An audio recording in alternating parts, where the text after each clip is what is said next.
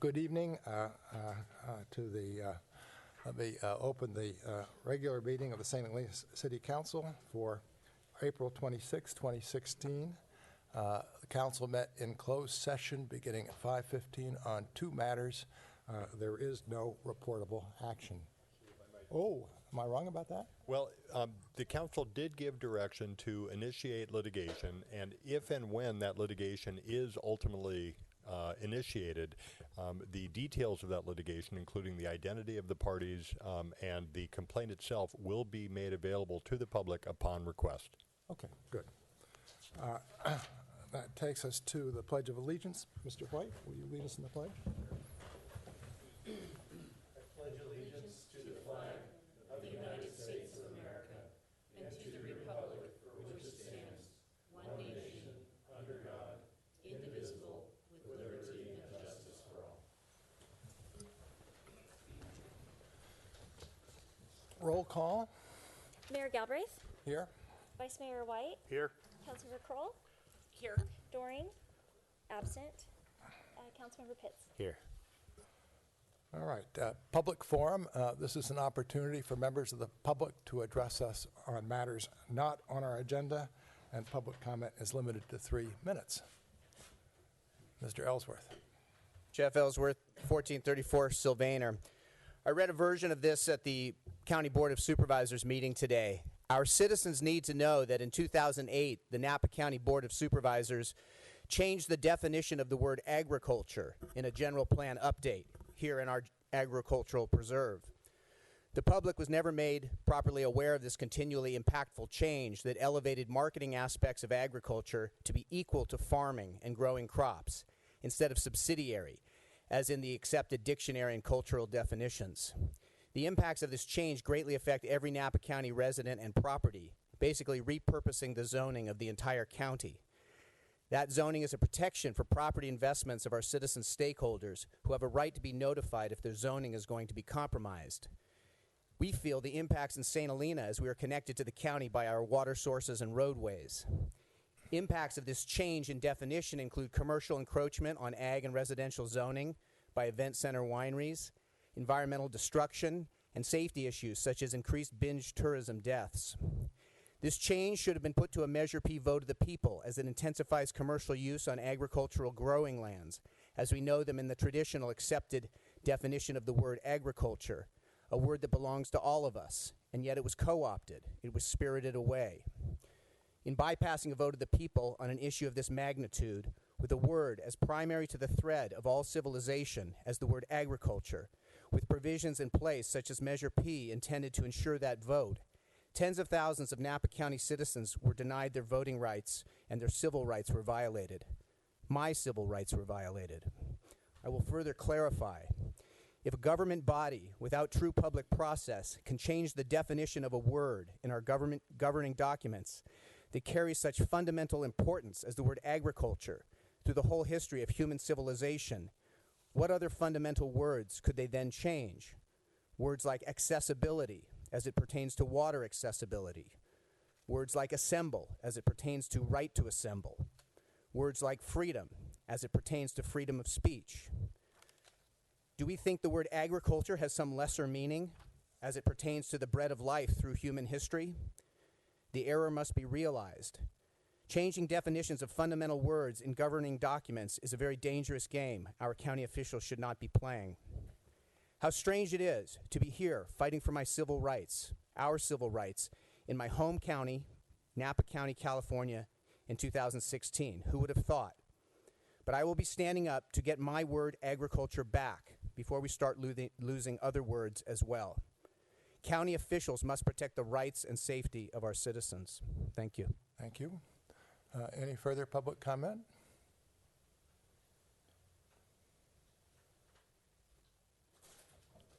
Good evening, Mayor Galbraith and council members, Manager Phillips. I'm still getting used to wearing glasses, so I apologize. Okay.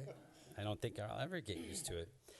I'm here tonight. Can you state your name, please? Yes, sorry, Mark Van Gorder. Yes. I'm here tonight on behalf of Pacific Gas and Electric.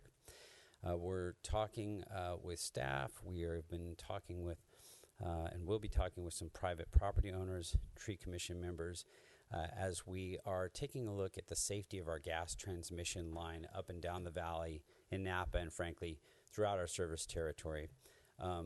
We will more than likely and be happy to provide more detailed presentation. However, it was thought that best to come under public comment tonight to let you know what's happening as letters are being mailed out. There's articles being written in the local newspapers about the work that we're doing, and certainly wanted to come and present to you briefly to let you know that what we're doing is evaluating and assessing trees that are over our gas transmission line. And for members of the public here tonight, that is not all gas services that lead up to homes or under all streets. There is one main line that primarily runs north to south, generally along Highway 29. But this is the start of a dialogue in the community. Currently, we've identified for certain 1 and possibly 2 trees here in St. Helena that are directly over our gas line, and we want to take a look at that and find out if we can mitigate for those trees. Again, we are going to be talking with private property owners, with the city, and tree commissioners. I'll put these back on, struggling now. No work will take place until we have a signed agreement from the property owners, and those agreements have been reviewed by staff and the tree commission. And any tree that may need to be removed for safety reasons will be replaced at a minimum of a 1-for-1 tree, and in some cases we may be replacing trees 3 or 4 to 1 per tree, given the nature of the size of the tree and locations that we may need to replace the trees. If there's any more questions, again, we'll be happy to come back. I understand that the next meeting available may be on May 10th, but wanted to give you a quick presentation about what it is that we're doing in the event that you're asked by members of the public. And we've also supplied some documentation to staff about our community outreach program. Okay, thank you very much, Mr. Thank Van you. Gordon. Further public comment? Good evening. Pam Simpson with the St. Helena Chamber of Commerce. Just wanted to report that we had a very successful Earth Day. It was well received by everybody. We had more cars than ever. About 150 people came through and dropped off their shredding, dropped off household batteries and electronics. We also had we did over 3 tons of shredding. We did 2 bins of recyclables. So that was fantastic. The Brownie Troops handed out seedlings. It was very cute. And we want to especially thank the city. You guys were a big partner with us on this and really came out in force. We had the mayor there pretty much all day. The fire department let us use their land. We had Public Works there with the city water department handed out the toolkits. And we also, Tobias was there. Again, what was Tobias doing? I can't remember. He was handing out stormwater information. And the football team, we had them doing a lot of the taking of the recycling. And contributions came to about $1,500 to send them to camp this summer. So it was a great team effort. We really appreciate all the cooperation with the city. And we were just really happy that this, I think, was our 25th year of doing Earth Day. And it's a tradition that we are going to continue. Thank you. Thank you very much. Okay, any further public comment? Then I will close the public comment and turn to reports by staff and city council. Ms. Phillips. Good afternoon, Mr. Mayor, members of the council. Just a couple of heads-up items for future agendas. The council had directed me to come back with some information on a sales tax initiative. I plan to do that on May 9th and provide information to the city council on what that process would look like and some choices that the council could have. And in addition, council had directed that I come back with information on the outcome or options for Adam Street. And I'll be bringing that information forward on May 10th as well. Okay, is it May 9th or May 10th? Pick a May date. 10th, okay. Did I say 9th on the first one? That's all right. May 10th on both. That second Tuesday of the month. Okay. Ms. Mitz? Council members, Mayor, I just wanted to let everybody know and remind them that next Wednesday, May 4th, we are having our all-day budget workshop. It's going to start at 9 a.m. and we anticipate that it will end by 5 p.m. It will be in the firehouse, and we'd love for everybody to come join us and see what our proposed budget is for next year.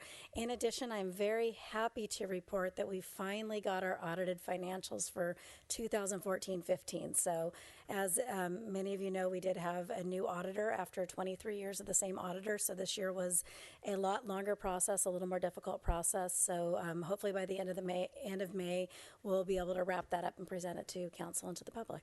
Thank Okay, you. very good. Ms. Black? Mr. Brown?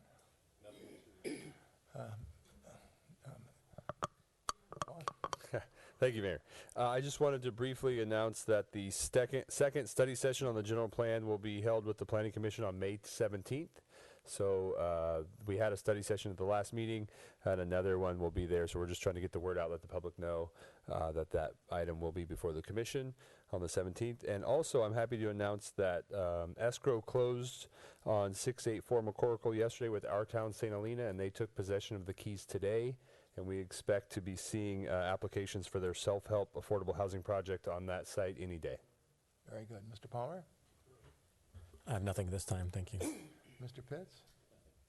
Ms. Crowell? Mr. White?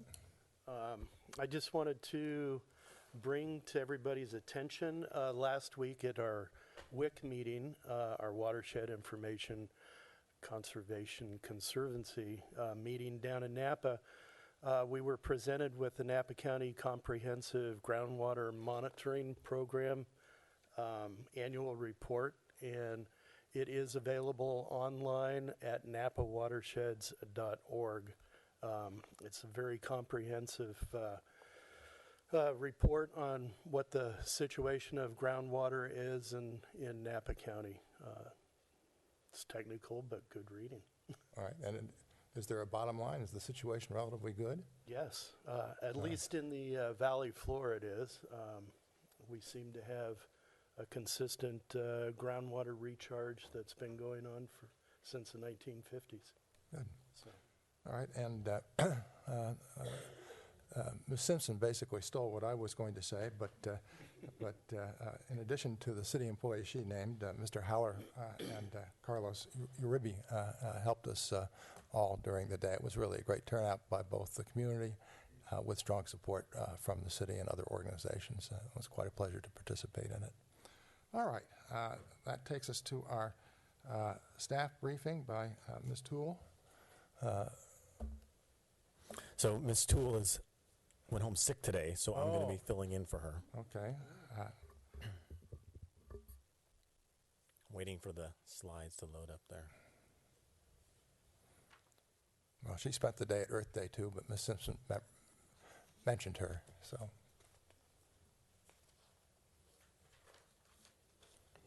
Okay, the first slide we have is the historical water production. It shows how we've been meeting the state's, or trying to meet the state's 25% goal. We can see the average reduction from June to December of 2015 is 21%. We included in there some, just for historical information, the prior, let me switch microphones. We've included in there some information from before the drought regulations went into effect. So that's the italicized numbers there from January to May of 2015.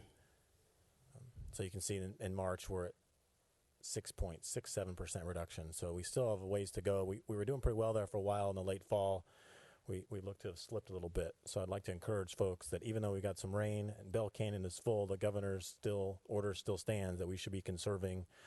So we're heading into dry summer months now, so please continue to limit your outdoor irrigation and be careful with the water. This chart shows water production for the various years starting 2013. If you go to the next slide, there's a blow up of where we are today. It gets a little hard to read another one. You can see that where we are today is less than 15. I'm having a hard time reading that. But less than 15 and 13, a little more than 14, maybe right about the same as 14. Go. This shows Bell Canyon's monthly average. The kind of the glowing line there is current 2016. We're right in line with where we were in 15. Reservoir looks good right now. Like I said, we're very close to being full still, and that's good news for the rest of the year.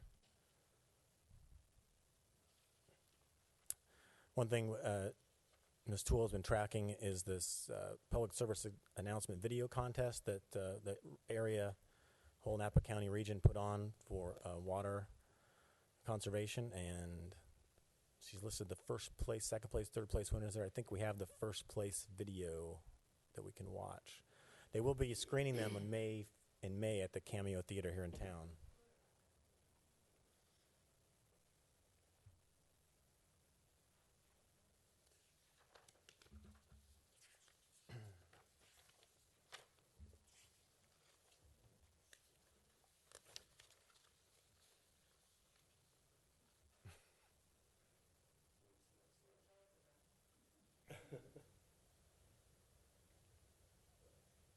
Oh, there it goes.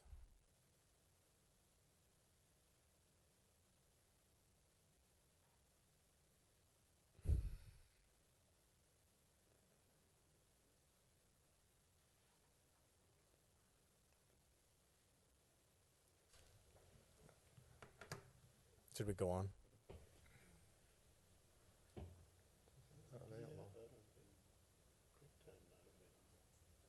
Let's go to the next one. They'll be screening at the Cameo Theater all of May, so if you're interested in watching them, you can. The production value on them is quite amazing for high school kids. Here's this list of programs we've been working on. The ones on the left-hand side are the ones that may be coming back to the council for consideration in May, some revisions and new programs. They'll first be vetted through the Sustainability Committee, which their next meeting is May 4th. Go to the next one. And then a few more items we've been working on, of course, of major importance is the wastewater rate study. Conservation is a big part of that with some recent court decisions about how we tier our rates. It's critical, and with people consuming less water, another factor we have to consider when we do our rate study. And then I wanted to highlight the second to last bullet there, the water neutrality program. We heard from the council last time a desire for the city to step up and be more of a leader in that realm. So we had sent out letters and email blasts for people interested in participating in the program, where they can have developers fund their retrofitting of their existing fixtures. So if you send in if you sign up for the program, you can potentially have somebody put in toilets and faucets and shower heads into your home for free. So we now have a list and a database, and we're tracking those and have an outreach program to get interest. And I think that's it. Okay, very good. So next on our agenda is a presentation by Ms. Simpson dealing with Telegraph Alley. Everybody knows where that is.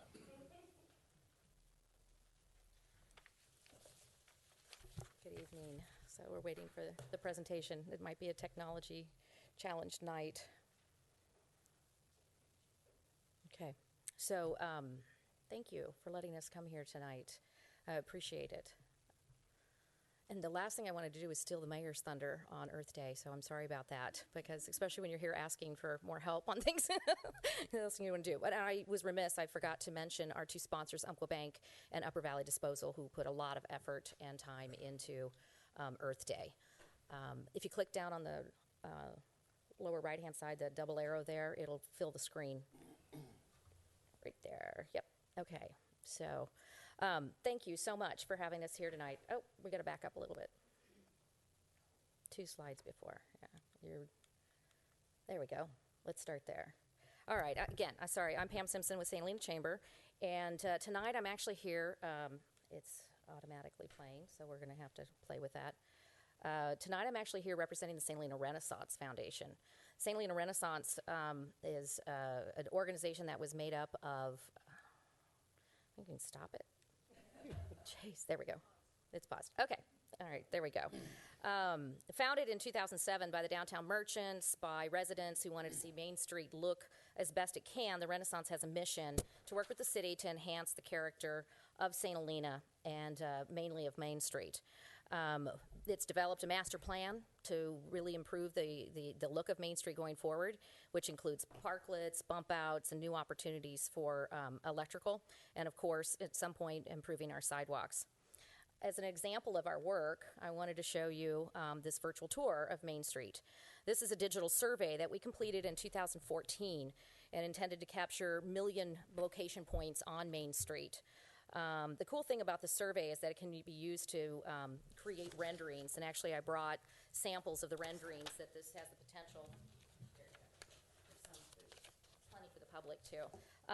Renderings that you can take these points and really create what Main Street could look like by using the survey. It also is a great tool for us to be able to sort of locate any historical plates, locate any trees, locate electrical outlets, bricks, anything that you want to. And the city has access to this. This was a joint project between the city and the Renaissance. And it's something that we know that staff is aware of, but we know that you also haven't had a lot of time to probably play with this. So definitely want to see this being used in the future as much as possible. This, Renaissance is a 501c3 charitable organization, and in 2013, the Renaissance and the Chamber entered into a partnership, an MOU, to allow the Chamber to administer the Renaissance mission. Since 2007, the Renaissance has replaced trees on Main Street. We've provided tree grates. We've provided the trash cans. We provided the new benches. And while the Renaissance provided all the elements, the city, in partnership with us, provided the labor for the installation. And this partnership has been extremely successful. Renaissance is also responsible every year for the holiday plan. We do the lights, we do the postcard on the side of Vintage Home. And it's our plan to keep St. Helena beautiful for our residents, our merchants, and our guests. It was the Renaissance in 2013 that located the site for the restrooms, the public restrooms, developed the plans, obtained the permits, and began the initial construction of the public restrooms on Money Way. In 2015, the city budgeted for the completion of the restroom project, and we are extremely grateful that the council and the city has committed again to complete this project. I was so happy to be able to inform the over 20 merchants who attended our last merchant meeting that the council voted to move ahead with that in spite of your financial constraints. It meant a lot to them, and they are extremely thankful for that. Earlier this year, the Board of the Renaissance reviewed our master plan to determine which project might we achieve this year, what might we be able to do, and looking at where we're going and what we're doing to improve the downtown, it seemed obvious to us that Telegraph Alley would be the best choice. Obviously, it's going to be, the idea would be to liven it up, to make it pedestrian friendly and pleasant for anyone who eventually is going to head towards those public restrooms. So this seemed to be a natural for us. When we were assessing the project, we looked at the alley's current state and outlined what we thought could be achievable cosmetic upgrades. As you can see, it's not really attractive, but with some attention, we feel like it can be improved. Our plan would be focused on lighting to enhance the aesthetics. So I think I missed one. There we go. Our plan would be there we go. They're going to keep moving? No. Okay. The lighting would enhance the aesthetics, possible art if it's appropriate and if it fits. We could use the alley as the beginning of what we're calling our Legends of St. Helena walkway, which has been suggested in our master plan for the downtown sidewalks moving forward. This image was done a few years ago by one of our designers and has a potential look for the alley. While we have not settled on the final design with the lighting, the trellises, the bench, this is an idea or a general idea of what we think that Telegraph Alley could look like. Some of the suggested improvements that we would make, it keeps moving forward, sorry. There we go. Remove the current walking path, improve it, and repave with engraved tiles. Install the lighted trellises, put benches down. We would like to see some sort of informational kiosk, whatever might fit there. Repaint the side of the St. Helena Hotel. Install routers to strengthen St. Helena Wi-Fi. All could be done with this project. We would need to install exterior electrical and add an art element.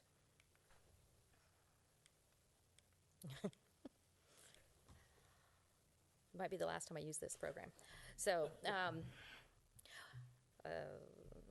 we hope to raise the funds from this project that would allow us to do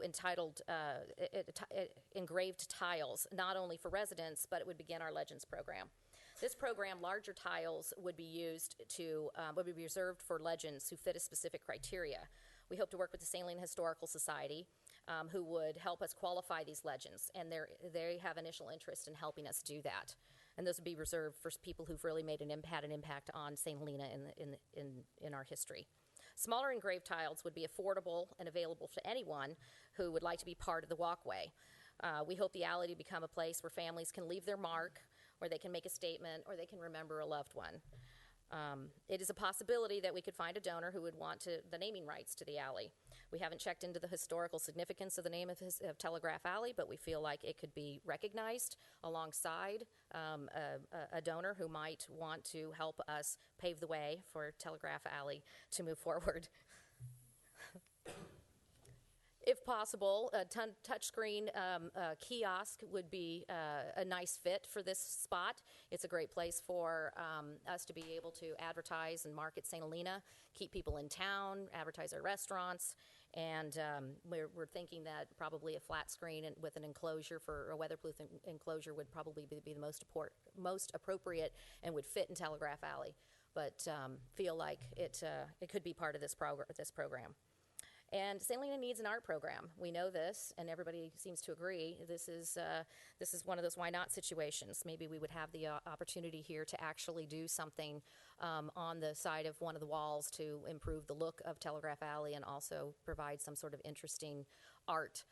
We have enough really great minds in St. Helena who are creative that we think that something similar to this or something like this, or even they could come up with something better than this, and St. Helena deserves that.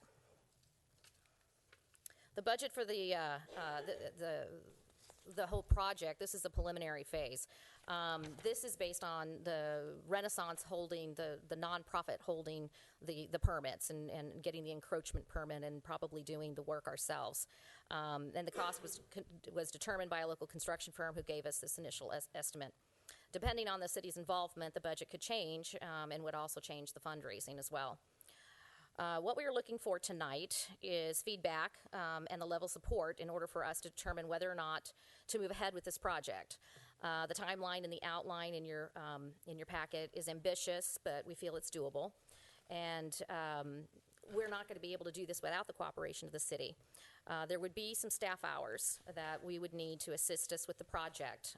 We are not looking for money from the city. We're just looking for staff time to be allocated to help us, and would need your direction tonight as to whether or not you think this is something that you think staff should make a priority. The Renaissance and the Chamber feel strongly that in tough financial times, making small advancements is incredibly important. We feel the alley improvements are minimal enough to be achievable, the fundraising attainable, and the result is something in which everybody can be proud. And I'm able to take some questions. All right, are there any questions of Ms. Simpson? I have a question.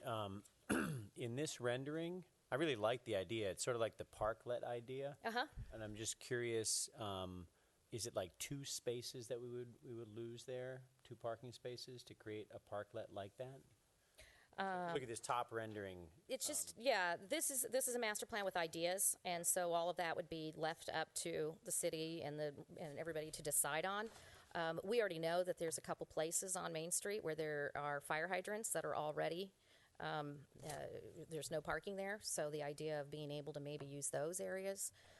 It's all up for discussion. I mean, I don't think nothing with especially with the master plan has a streetscape plan, and all these are just ideas right now, so all up for discussion. I think it looks great, and it's sort of like right in the midway of the downtown where the Telegraph Alley is. It's inviting. Mm-hmm. I like the increase on the circle.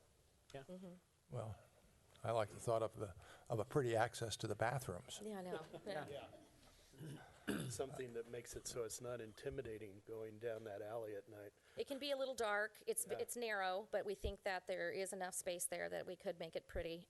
The current lighting is not great, and so we would want to make it something that really people feel proud to walk down, but also feel safe. Some of the renderings show sort of trellis without much growing over it, and then some show with covering. Mm-hmm. I mean, do you get a lot of natural light in there during the day? And if you covered it too much, do you make it too dark during the day? I Right? think so. This is one board chair versus another board chair interpretation. There's, that's open to discussion as well. We don't have the final of what it's going to look like.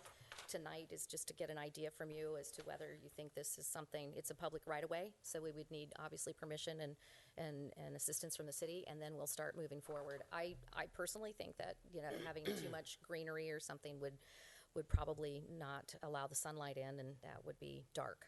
But, that's still, a lot of that's up for discussion. Well, I'll just say that I'm in favor of spending some time and resources on it, and I'll leave it up to Jennifer to figure out how we allocate that time. But I'd be happy to spend some of my time personally as well, because I think it's a great effort that we should be pursuing. Great, thank you. I think we probably all feel that way. Yes. But we do, I think Mr. Pitts is right, we do need to see some quantification of what it's going to require from city staff, too. Great. Well, with that, we can go back and actually put together a real budget, and I can now meet with the Public Works Director, and we can sit down and figure out how much time we think that's it's going to entail in order for us to get the permits and get everything done. Okay, very Thank you. good. Yeah, thank you. Okay.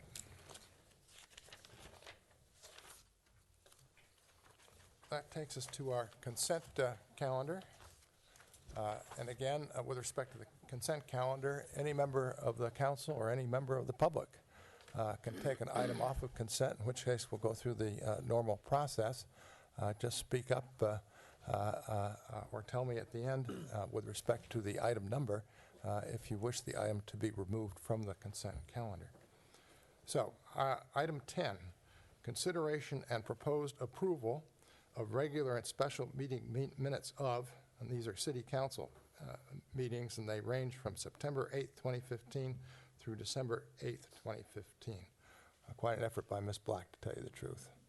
11, consideration and proposed approval of a resolution authorizing city manager to submit application to the bicycle rack voucher program and authorize matching funds not to exceed $150. 12, consideration and proposed approval of a resolution approving a production agreement with Zambelli Fireworks in the amount of $40,000 for a city-sponsored fireworks show located at Crane Park on July 4th. 13, consideration and proposed approval of a resolution authorizing 4 60-month lease agreement between the City of St. Helena and Xerox for new multi-function devices at the Police Department, Library, and City Hall for an annual savings. 14, consideration and proposed approval of a resolution approving a professional services agreement with Michael Baker International in the amount of $461,813 for engineering services for the Upper York Creek Ecosystem Restoration Project, Capital Improvement Project W-26. 15, consideration and proposed approval of a resolution authorizing an agreement for fire emergency mutual aid services with the Napa County Fire Department. 16, consideration and proposed approval of a resolution accepting the work and directing the filing of the notice of completion for the Magnolia Oaks subdivision. 17, consideration and proposed approval of a resolution approving the St. Helena Unified School District to have a mobile food vendor at Crane Park on May 11th, 2016 between the hours of 4 p.m. and 6 p.m. for a staff appreciation event. 18, revised work scope for the San Francisco Bay Water Quality Improvement Fund grant to include $50,000 for eligible engineering costs for the Upper York Creek Ecosystem Project. And 19, grant quarterly report for fiscal year 2016, third quarter. Now, does anybody wish any of these items to be removed from the consent calendar? Seeing none, I would entertain a motion to approve the consent calendar. Move approval? Second. Ms. Black? Councilmember Kroll? Yes. I'll go with Pitts. Yes. White. Yes. Mayor Galbraith. Yes.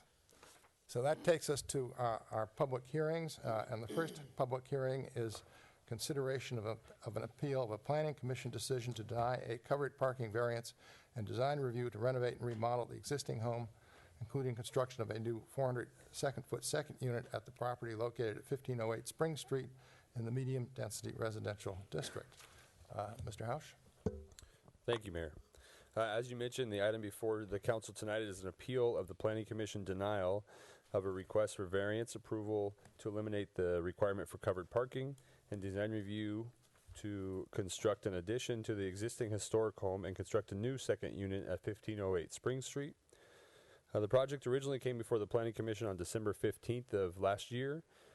In their review, the Planning Commission expressed concerns with the size of the addition and the ability, and questioned the ability of the applicant to be able to provide parking in the rear of the property. And as a result, they continued the project at that time and requested the applicant reduce the scale of the addition and provide a circulation graphic regarding rear yard access to demonstrate if parking in the rear yard was able to be provided. The applicant responded by preparing some additional presentation materials, including the circulation graphic, but did not revise the proposed design. The item was taken back before the Planning Commission on March 15th of this year, and the Planning Commission unanimously denied the variance and design review. The applicant, in response, filed an appeal of this decision, bringing the item before the the council. The council review of this action is de novo, which means it's a clean slate, so to speak, of the design review and variance. And so, given this, I'm going to spend a little bit of time on the details to give some background. There's also the original staff report from the Planning Commission in the packet, as are some plans and of the proposed design.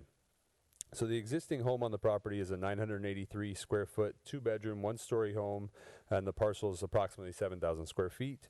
And the home was originally built around 1880, so it's definitely a historic property and is listed on the local, has a local designation for historic significance. The applicant's proposing to construct an 1,180 square foot addition to the existing home and a 400 square foot second unit as identified. The existing parcel, although it has almost 7,000 square feet, it's identified as non-conforming due to the lot width, which is only 36 feet wide. And additionally, the site currently lacks covered parking.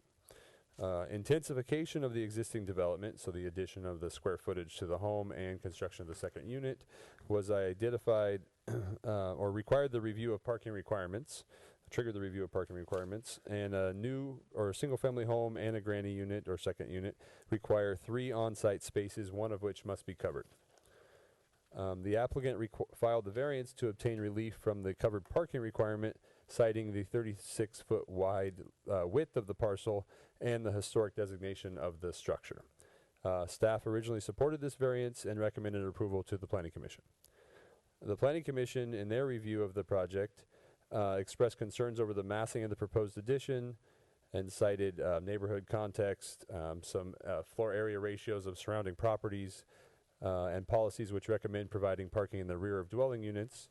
And they further identified concerns over granting the variance and these are the concerns they identified in granting the variance. They expressed some additional concern that construction of the second unit was what was triggering the need for additional on-site parking. So after hearing the concerns of the Planning Commission, the applicant indicated that the proposed design and square footage are what they needed for their use of the property and requested that the Planning Commission vote on the item as it was proposed. The Planning Commission then voted unanimously to deny the project, and as mentioned, an appeal of that action was filed by the applicant and has brought the project before the Commission tonight. 3 letters of support were received by staff throughout the process supporting the applicant, and the applicant is here to present their project as well. And that concludes my presentation. I'm available for any questions. All right. Are there any preliminary questions of staff? All right. Would the applicant like to come forward? And the presentation time, since this is a land use matter, is 15 minutes. Okay. When do I have the neighbors? After I go? Okay. Linda Tunney, I'm here tonight to seek approval for my project at 1508 Spring Street. As Noah has said, this is my husband, Bill. First of all, I want to thank the council members for coming out and looking at the project. I always felt that it was very hard to see the difficulties involved in the parking. And I want to talk about the appeal for the variance first, because the lack of parking was the thing that really kind of sunk my ship. I've got a little, let's stand here, I have a little visual aids. It was really hard to explain this, and I never felt that it's kind of like arms negotiations. The devil is in the detail. Oh, yeah, okay. Right here. This is going to be tricky. Okay. This is my neighbor's house. This is my house. This is the shared driveway. Here, it's 19 feet. Here, it goes down to 15 feet. My contention was always that a shared driveway is a problem right away, as anyone knows who's ever had one. This driveway is additionally burdened with the fact that my neighbor has no parking in her backyard, so she parks her cars, one and sometimes two if she has someone staying with her, in the driveway. Now, there's no problem here for me if I park here. She and I, you can get in there, and if you pull in, you can get out. The problem comes if you were to put parking in the backyard. And I just feel so happy to go through this. It's practically all I've been thinking about for a year. Okay. Now, I just want to show you what this does to my proposed plan, my vision for the property. Okay. I'm sorry you all can't share in this excitement, but anyway. Okay, so up the driveway she goes. Now, I have bumped, because of the narrow lot is a real challenge to design a floor plan that you can live in. So the lot widens out here a bit, and I bumped the house out 5 feet. This is the end of the historic house. I bumped the house out 5 feet to get this one-room living kitchen, the whole thing. Anyway, so the first thing that happens when you go back here, the current design does not allow access for a car. So you would have to cut that off here so you can have a, driveway there. It is a 9.5-foot driveway, which is less than code. I think code is 10 feet, and actually it's kind of like, it would actually be kind of 9 feet. So it's tight. You can do it. But, it's tight, particularly with a fence on one side and a house on the other. You have to be kind of alert. So up you go. Now, the contention of the council was, the commission, sorry, I made that mistake, that I could locate this, I had a number of choices to locate the parking structure. One was they suggested in the back, but you can't do that because there's an enormous oak tree back here, and you can't put any concrete around there. In fact, you would have to have your driveway, and there's a setback here. You have to have your driveway going right by the swimming pool, which I actually think would be just really unattractive, and I can't imagine anybody would have a driveway by their swimming pool, so we just get rid of that too. Okay, then, the place to put the car would probably be here. Let's see. It's not really big enough. You need about 10 by 20 for even a very small single driveway. So you can't put it to the side because there's a setback. You can't put it here. You pretty much have to get rid of that too. So, okay, up we go, and we're in the driveway. We're safely in the garage. But now the problems really only begin because you can't make a turn here. You can't. The radius, it's again 35 feet wide. You can't really, you can't begin your turn until you get out of the drive, out of the parking structure. So you come around like this, and then you kind of maybe go like that. And the little diagram that my husband, he's hiding here, but he's an engineer, and he did the diagram, and it was to show that you can't really turn. So you end up having to back. And now things get really sticky for Mrs. Tunney. You have to back 150 feet, Down you go. You don't have to worry about backing in the pool anymore because that's gone. And so you go through it back through the narrow passageway, 9.5 feet. You know, but you're going very slowly. But then the problem is the neighbor, who's not here today. She was sorry she couldn't make it, but she parks her cars here. So unless she is parked perfectly in this driveway, you may find yourself in a position where you can't get out of here at all. This driveway already has had a historic problem. It's had 2 lawsuits and numerous police calls because it's inconsiderate parking. Even with a shared driveway with the best of neighbors, you can have problems. So anyway, I just felt that I had to go through that and just show the situation with the parking. And I also want to show that every single thing I wanted for the plan was sacrificed for that parking structure. Everything I wanted, the second unit, the pool, backyard, living, I mean, it became just a big paved over driveway. And somebody asked me at the Planning Commission, was the pool in the second unit important to me? Well, actually, it was the most important thing because it's a beautiful deep lot. It has a magnificent tree in the back. And when I bought it, I thought you could do something really beautiful here, which I will now show you. I'll give you a little flash look at it. You go back to that. Okay. You've seen this in the back of your thing. Sure. Oh, my magic pointer. Yes. Okay. I need you at the microphone. Oh, sorry, I'm sorry. Here, you have to hold it. They've seen this, so.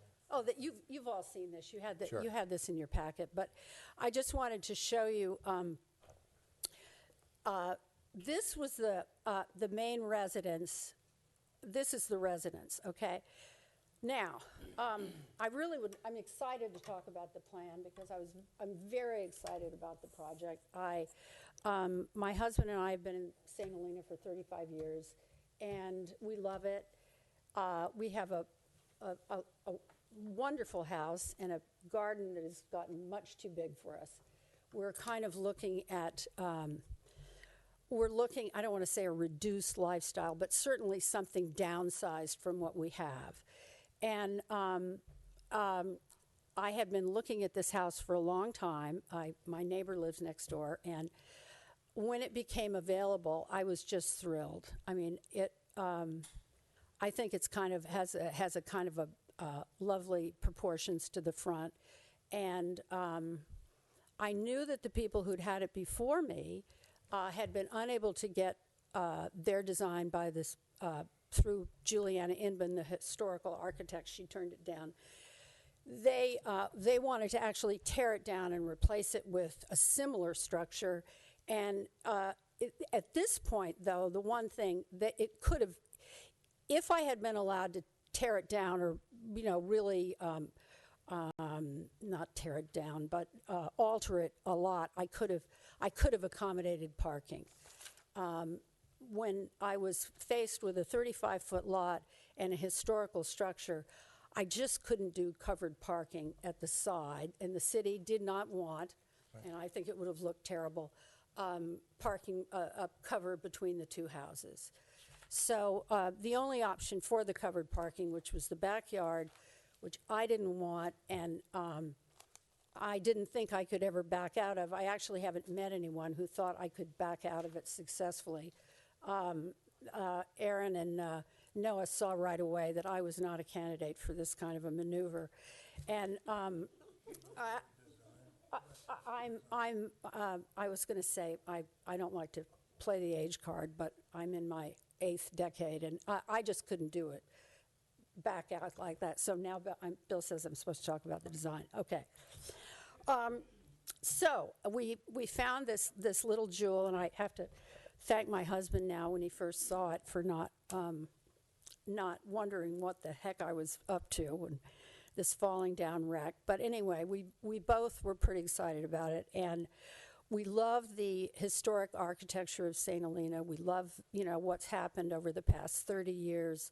The downtown has, the grid has, is just full of wonderful examples of remodels of historic cottages that have been just, are just shining examples of domestic architecture. And this is what I hope to do. First of all, we had to get a plan that passed the architect, Juliana Inman, and our vision for the house was to restore it and to honor the historic architecture. We pretty much had to keep the historic part of the house as is, and behind it, we put a two-story structure. What we want, that was going to be for something we could sort of live in and age in place that would work for us. The ground floor the ground floor, rather than being 4 feet in the air, which is the rest of the house, is on ground level. Therefore, we can get out of the car here. Well, I guess I don't need to show you this, but we can get out of the car and walk in the house. There we go.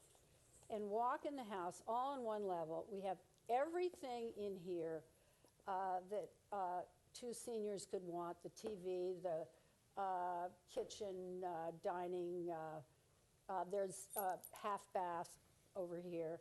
And very important, there's space for a lift in that part of the house, which would go up to the master bedroom.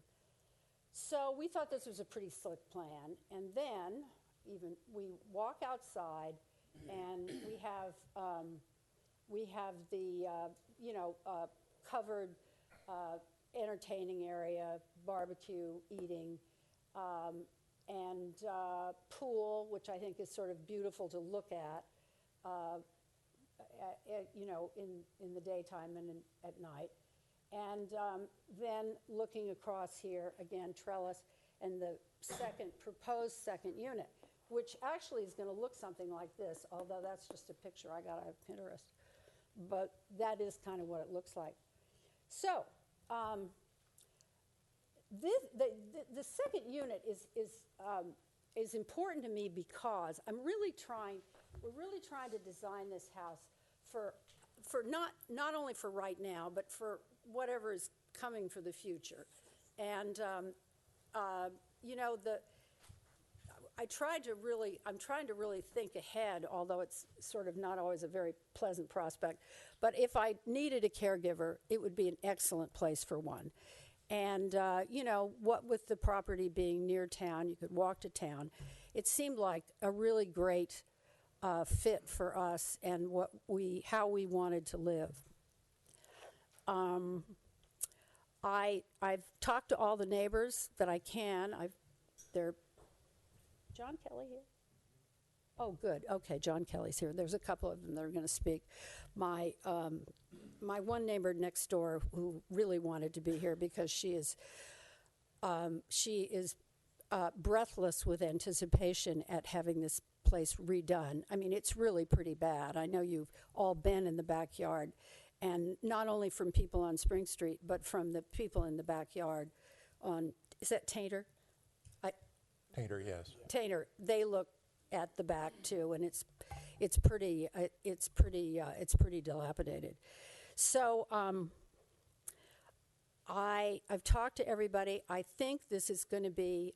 I wanted to do something that would be a value to the town that they would love, and I think this is a pretty nice looking project, and I think it's appropriate. Time to go, Mrs. Tunney. So I just want to say thank you for considering it, and I would be delighted and thrilled to build it, and I hope you approve it.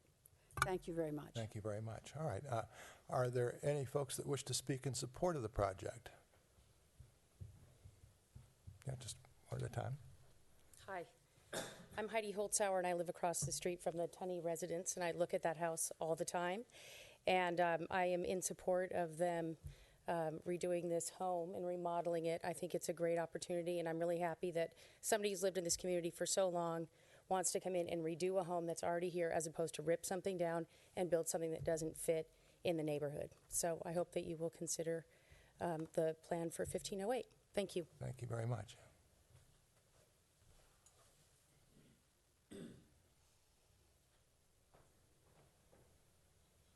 Hi, my name is John Kelly, and I have a home 2 houses to the west of the project site. And we've been there for about 15 years, and I would say that we haven't been there for 15 years. We've been there for probably 10. And the condition of the property involved in this appeal is in terrible, terrible condition, and it really is a blot on the whole neighborhood. Everybody in the neighborhood would like to have it improved and rehabilitated. As I understand, it's an historical site. And we're just very much interested in having some project improved so that the neighborhood can really, once again, be happy to be driving and walking by that property. Okay, thank you very much. Thank you. Anybody else in support of the project? Good evening. My name is Wayne Armstrong, 1339 Main Street. I just want to echo my own voice of support for the project. I have no vested interest in it other than the fact that I know the applicant, and I think it is a very good project. And having lived here for some 21 years now, I walk by that house almost every day, and I have seen it dilapidated and deteriorating for years. So it really is, to echo what Mr. Kelly said, a blight, in the neighborhood and sort of on the landscape of our town. I would just like to point out that I have personal knowledge of the fact that the last 2 people who tried to make a go of this property weren't unable to, as Linda articulated, based on the fact that they could not work within the restrictions imposed by the historical designation of the house, which I think one could argue that may or may not have been an excellent idea. So the fact is that they would need to raise the structure completely to start over. And I think that it's important that we pay attention to the fact that there is someone like the Tunnies who feel that that even makes sense, that they are not only willing to work within what I consider to be some very significant limitations imposed not only by the narrow nature of the lot, the narrow nature of the driveway, the shared nature of the driveway, and then the fact that the historical structure has to exist. And so I feel that we really, as a town and a community, deserve to have something great happen with that really dilapidated property. I think that the Tunnies plan is very good. I think the fact is that they've been very respectful in terms of looking at what is there. Their addition, I think, is very in keeping with not only the original structure, but kind of the vernacular, if you will, the vocabulary of the architecture of our town. And then further to that, I think it's really important that we look at their lifestyle requirements should be taken into consideration. This is their property, and they would really like to be able to use it by having their house and a pool and the second unit, as Linda has said, for the eventuality of having a caregiver. So I am very mindful and very respectful of the fact that you do not entertain the idea of parking variances lightly, and I get that. I think that there are instances when that is appropriate. That's why we have a variance in the first place. And this is that project. The fact is, as we've already gone over, parking in the back, it's really impossible.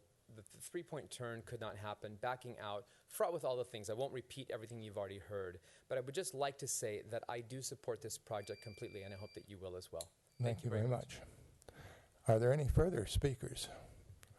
I can't say there's any rebuttal, so I don't think I need to call on you again, Ms. Tunney. Everybody spoke in favor of it. So with that, I'll close the public hearing and invite council discussion, and I'll begin with Ms. Kroll. Okay. Well, I should begin by saying I did visit the site with Mrs. Tunney. She pointed out the different challenges to the site. I was able to see that it is a very narrow lot, 36 feet, and actually the distance, there's a bump out from in the on the house that makes the driveway probably only 9 feet. So it is a challenging lot, but this is a historic home which is in desperate need of repair. It's never had any parking except for on that driveway. It's an extraordinarily narrow lot. This is the type of project I think we should encourage. I read the staff report for the Planning Commission hearing, and I think that Aaron and Noah did an excellent job addressing the issues. I was really proud of that. Mrs. Tunney, in my opinion, did not create any hardships. The hardships, if there are any, are created by the fact that it's a historic home. We have a policy in St. Helena of retaining our historic character and also providing for second units, and this project does both. The design fits well within the FAR, and all the neighbors are in support of the project. We didn't get any negative letters. So to me, this is why we have variances for this exact type of project. I think this is a beautiful project. It will enhance the block, enhance the town, and I would suggest that we grant Mrs. Tunney's appeal and overturn the decision of the Planning Commission. All right, Mr. Pitts? I agree with everything that Councilmember Kroll has stated. I would like to add, too, that just from a common sense standpoint, from my perspective at least, I think we heard this stated before, we have a situation where we're really making a choice between taking a backyard and, given all the conditions of the site, and saying, can this be used for a pleasant outdoor experience, which a lot of us live here for, right? And a second unit, which I think is great to encourage. Or should we instead, force that we put a garage back there and essentially make it a driveway? To me, I don't understand why we would do that when we can, I think, justify findings that allow us to grant this variance and not create a precedent either. This is a unique situation. I want to stress that it's a unique situation with a very thin lot and historic preservation. And this should not be viewed, in my opinion, as creating some level of precedent. So I'm supportive as well of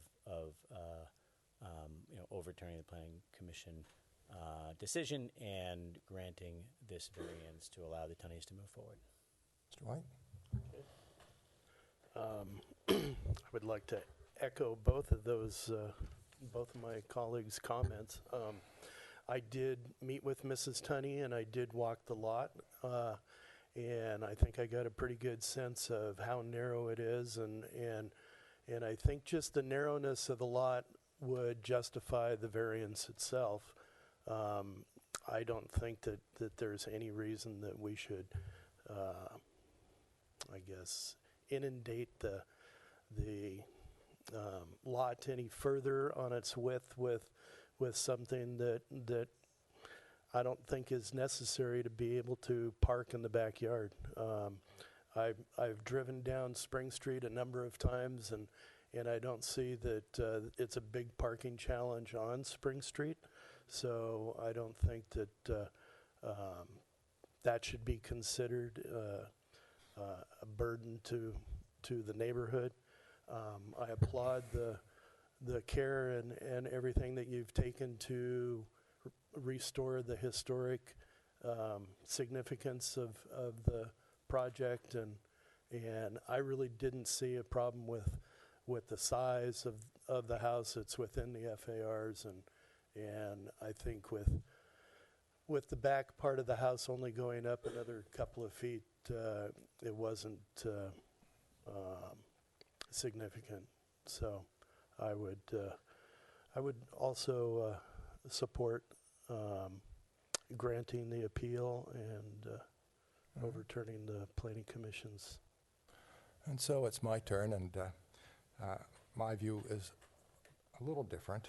I do think that with respect to the covered parking requirement, that is a self-imposed hardship only with respect to the second unit. In other words, if the second unit were not there, that covered parking would be eliminated. And I would say that if the code were to require covered parking because of the addition, I would grant the variance there. Quite frankly, I think the design of the house is wonderful, and the addition. And I've read very closely Ms. Inman's comment where she says, and the Planning Commission spent a lot of time focused on massing, and I think most appropriately so. I thought the Planning Commission gave a lot of very considered attention to this project. But at the end of the day, I think I agree with Ms. Inman, which says she says in her report, the proposed addition is very large for the size of this cottage.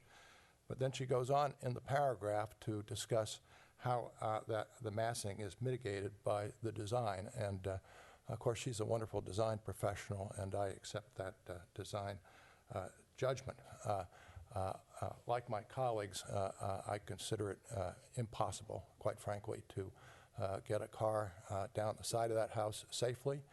I can speak with some experience because if you were to look at my house, 1329 Allen Avenue, we have a long driveway down the side. It is wider. But believe me, my wife doesn't take a car down there, and we have more room to turn it around. And I don't mind doing that, but you would have to drive out head first. You couldn't possibly back out our driveway, nor could you back out that one. And it's just all too difficult.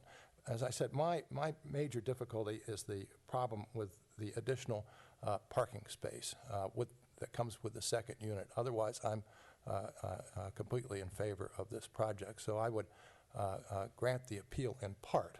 But since there are three colleagues that wish to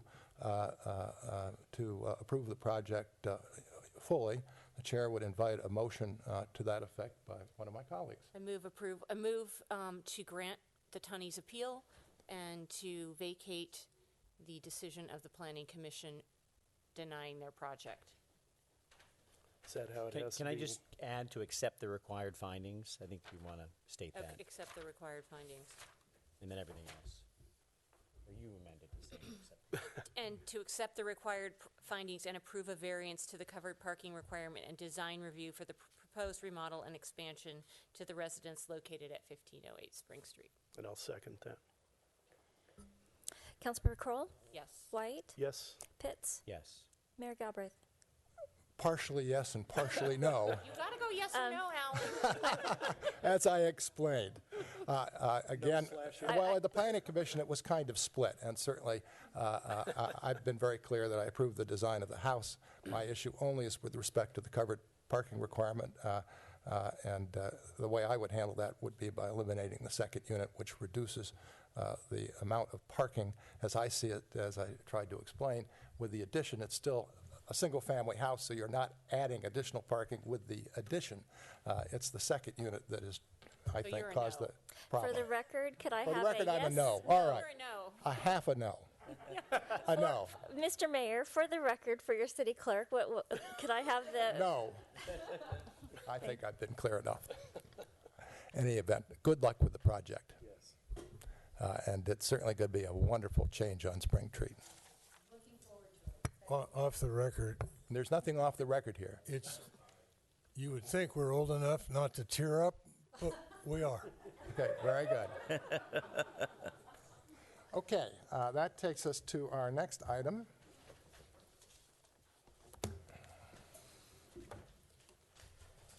Which is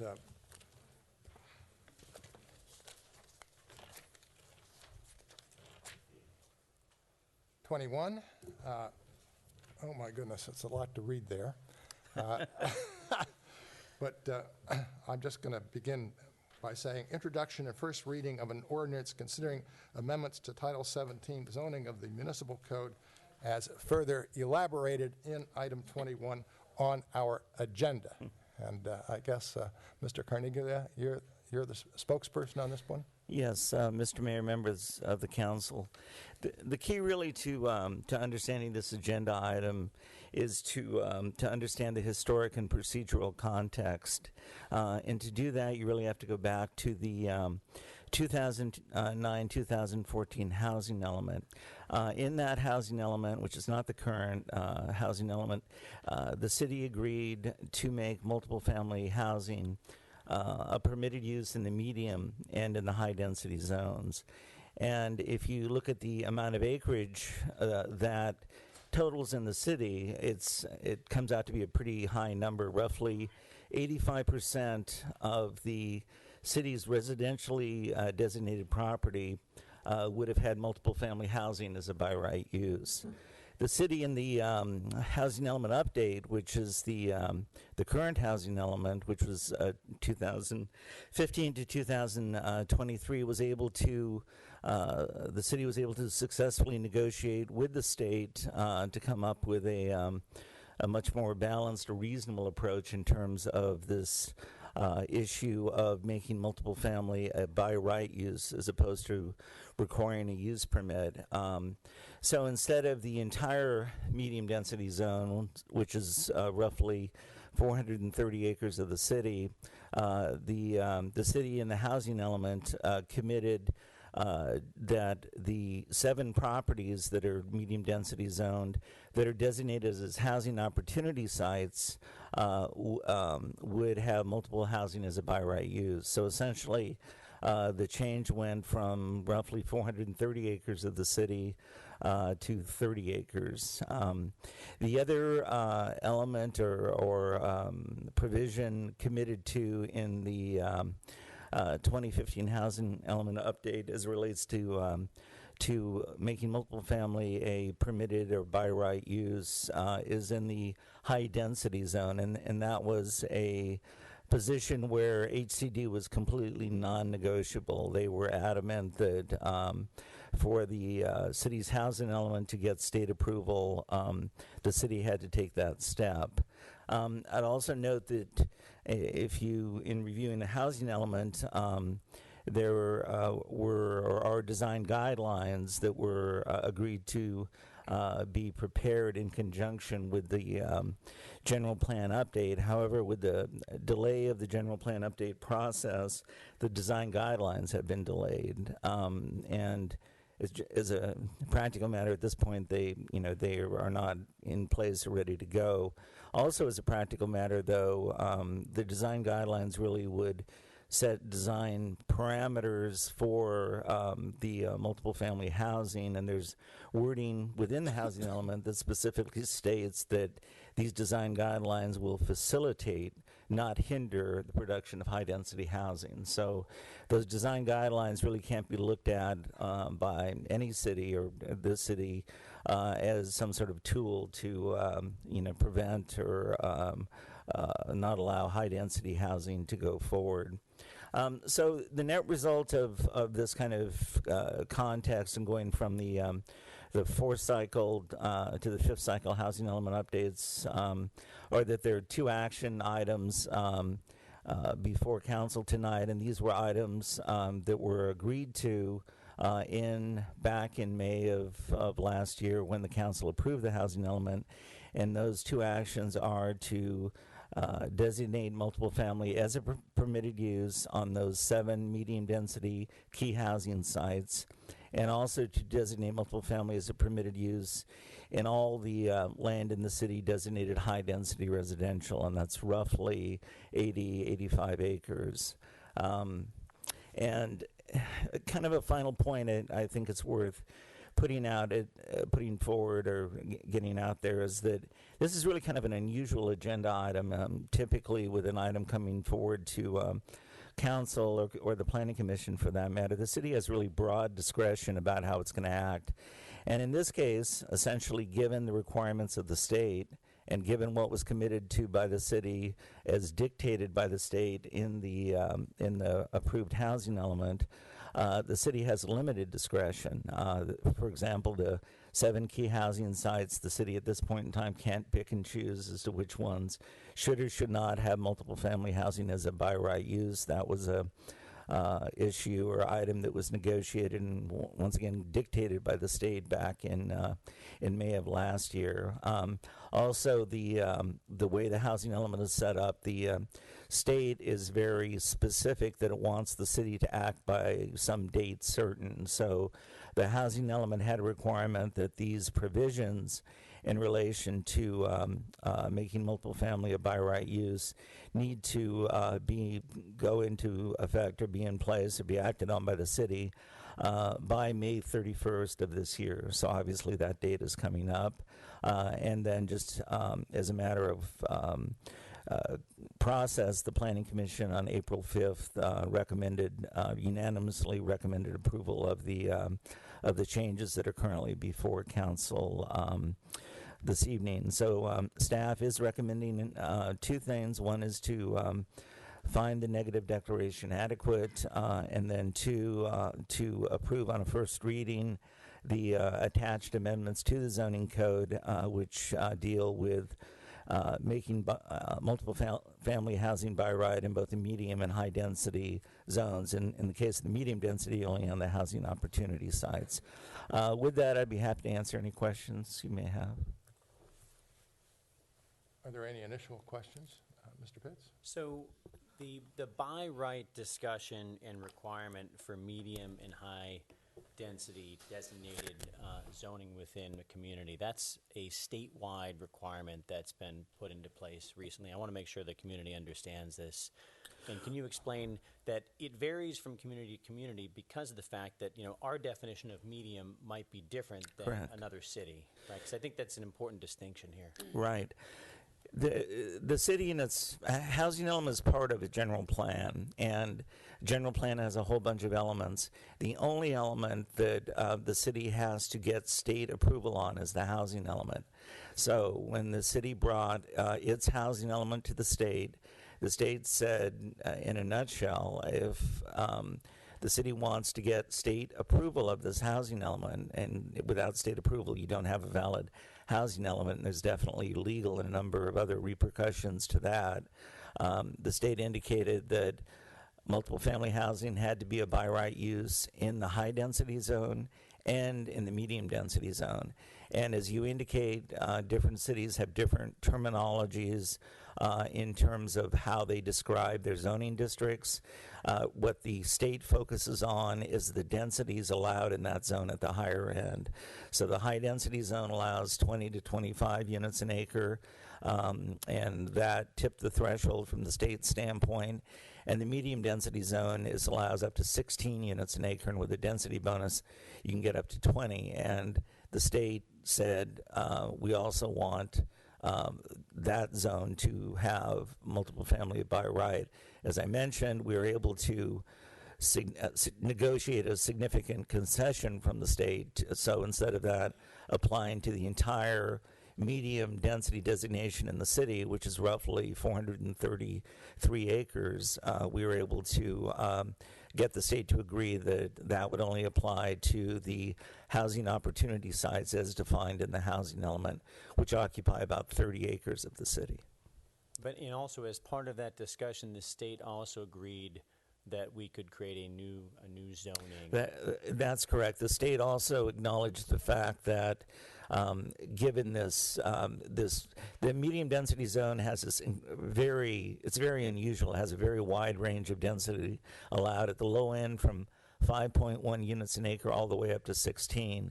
The state directed or indicated to the city that the state agreed that that range was overly wide, and the city, at its discretion, could come up with a new residential designation, land use designation, that better fit the existing density of the city's neighborhoods. And the city is looking at moving that new designation forward as part of the general plan update.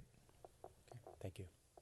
And just a couple of clarifying points. First, any project multifamily project, which could now be built as right, would nevertheless go through the design review process, and it would also be subject to CEQA analysis. That's exactly correct. Those are two excellent points. In the way the city's ordinance is set up, any new building or new structure or a substantial alteration to an existing structure has to go through the design review process. So irrespective of whether or not a use permit is required, it will have to go through that process. And design review is sufficiently discretionary that it does trigger CEQA. Correct. All right. Are there any other preliminary questions of staff? Let me open the public hearing. Does anybody wish to comment at public hearing? Ms. Manette? Hi, I'm Bobby Monano speaking as... Just remember that the California bear is looking at you. What do you mean? The state. Oh, yes, I'm fully aware of that. I just wanted to clarify something. I heard Greg's question that was, is this a state law that all medium and high density have to allow multiple units by right? And I didn't get a clear answer from you. What I've been told by the state is that it is not a state law. It is not even a mandate. It's more complicated than that. But just would like you to clarify. Is there a state law that is... Right. It's the specific number is not codified in state law. What is codified in state law is the state Department of Housing and Community Development has the discretion to approve or deny, turn down a city's housing element. And in the case of St. Lena, when we brought it forward to them last year in 2015, and in my other experience in working in different jurisdictions, the state has tended to use as a rule of thumb as 20 units an acre as the number where they will say if there is a density land use designation in and around that density, they will more often than not direct that multiple family be a by right use. So it's correct, there's not a law that specifically indicates that that is the number. It's more of an operational number standard that the state has come up with that they apply, frankly, relatively uniformly, at least based on my experience in the state. But it's not a law that says all medium and high density zones. No. By right development. Partly, all cities have different names and designations for the. Let him finish, and then. Sorry, but we don't want this to get. This is not a question and answer. If you have a further public statement, I just was wanting some clarification because it's confusing because it's still Well, finish your public statement. Okay. The other thing I wanted to say is that there does have to still be design review, and the design CEQA standards apply to that, which are different from the use permit CEQA standards. They do not include, this is what was said to me, they don't include a water analysis, a sewer analysis, or a traffic analysis requirement off the bat. The design review CEQA standards are different from the use permit CEQA standards. I just wanted to state that. All right, thank you very much. Is there any further comment? No. Yes, Mr. Brown. Mr. Mayor, I was just going to elaborate briefly on this. The issue that I think the speaker was asking was, is there a provision in the state government code that regulates housing elements that says that for each of these districts you have to adopt by right zoning? The short answer to that is no, there isn't that. However, when the state mandates when the state negotiates with cities, and it happens all over the state, these kinds of by right provisions, once a city commits to it, and the city of St. Helena has committed to this in its housing element, that becomes a mandatory obligation. And there's been litigation over this. I've been involved with it for the city of Pleasanton, where they had made such a commitment in their housing element to adopt a similar kind of rezoning by a specific date. And when the city council, for a lot of reasons, didn't do that, didn't satisfy that date, affordable housing advocates and the state of California sued Pleasanton and succeeded in invalidating the city's actions and obtaining a court order that essentially suspended the city's entire land use permit authority pending the negotiation of a settlement. So I'm usually the most reluctant advocate, or most reluctant spokesperson to suggest that the city council's discretion in any matter where you're exercising legislative authority is constrained. But this is one of those areas where the state of California has constrained local authority. And it's where city councils have committed in their housing elements to carry out certain programs and to do so by certain dates. There are dire consequences in not satisfying those obligations. And that's where I think when staff is referring to a state mandate or a state obligation, that's where that comes from, this is a mandatory obligation. Okay, very good. Yes, please. I also never get used to wearing glasses. So good evening, Mr. Mayor and council members. First of all, thank you for your service. My name is Joe McGrath. I am here tonight to express support for the resolution before the City Council regarding the modification of the municipal code to eliminate use permit for projects for projects greater than 4 units in the high-density residential zoning. In full disclosure, I currently own 2 properties in St. Helena with that zoning designation and as high-density residential. One is on McCorkle Ave, and the other is right across the street here on Grayson. I also have a design review application open with the city for a multifamily project located at the McCorkle property. In preparing for that design review submission, it became evidently clear to me that the current municipal code has contradictory elements that create a great deal of uncertainty when considering such a project. While the HDR zoning calls for density of 16 to 28 units per acre, as Mr. Cornelius said, it simultaneously calls for a use permit for projects proposing more than 4 units. So that obviously kicks into place as soon as you're on a parcel above a quarter of an acre. Typically, in my experience, and I am the chairman of the Orinda Planning Commission, use permits are required for secondary and tertiary uses, not for primary and intended uses. And ironically, the municipal code in St. Helena also requires a variance for any submissions that place less than the minimum density of 16 units per acre. So you're sort of caught between a rock and a hard place in the current municipal code. I currently estimate that the use permit fees and the requirements that accompany the current use permit tallies to a price tag of well over $20,000 for this project alone. It creates a great deal of uncertainty and allows arbitrary discretion as to whether a proposal will be granted favorably or not. To achieve even single-digit returns for our current proposal of 10 units, the cost associated with the use permit alone translates to approximately $20 per month as a rent charge per unit through the useful life of the project. That is effectively a tax that would be passed through to the low to moderate income tenants. I believe it is in the interest of the city of St. Helena to create an environment that enables the development of more affordable housing via market-based solution. Adopting this resolution will be a very positive step in that direction. Thank you for your time. Thank you. All right.